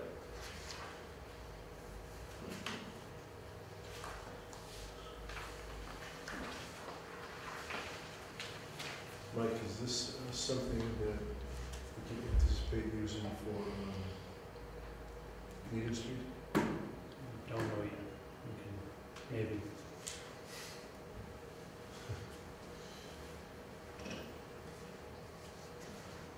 Do I have a motion on the minutes?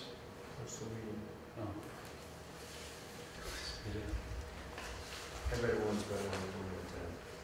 Did you notice any corrections that need? Mr. Chairman, Already taken care of. Already taken care of. No, they've already, so this version has any corrections? Yes, that I found, yes.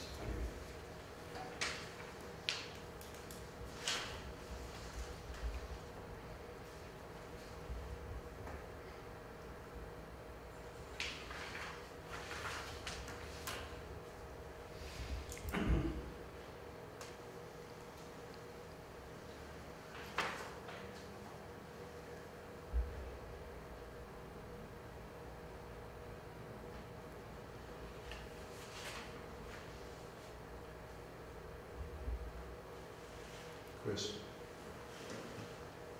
the new roof.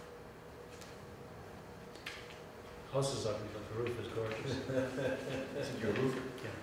Who's making these minutes?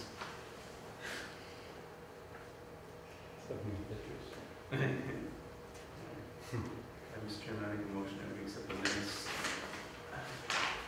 for June 7th, 2017. Second? You want to second it? Second. All those in favor? Aye. Great. And I wasn't there, so. With regard to new business, Bob Bullock was supposed to join us this evening, but he was still on vacation. So, and part of what Bob Bullock is going to address is what we saw with 2 Needham Street tonight, is this, I won't call it a disconnect, but this discussion of the reviews, as well as, and I think he's going to speak to it, is this issue of, you know, houses have to have a front porch, and houses have to have a rear porch. And that's why we have a provision in our zoning bylaws that allow a 30 square foot landing at the front or at the rear that can impact or can intrude upon the setback. Excuse me, you said at the front or at the Well, rear? I think it could be at the front and rear. Okay. So, and I think that's one of the things you wanted to talk about, is whether or not, what the latitude is there. I think 2 Needham Street's got some other challenges, but that's one of the things he'll talk to us about. I think you want to Hopefully he'll- mention also if it's not a poured foundation, if it's just footings, okay, and therefore it's not considered part of the house itself, the Exactly. foundation. And what is our interpretation of that and Right. our direction to him? Right, correct. And will he be at the next meeting then? Yes, we're gonna make sure we put him on the agenda for the next meeting. Dan, I think, already filed an extension for 25 Rockwood Road, so that we don't intersect the deadline of 108 days for that, so that's what that other discussion is.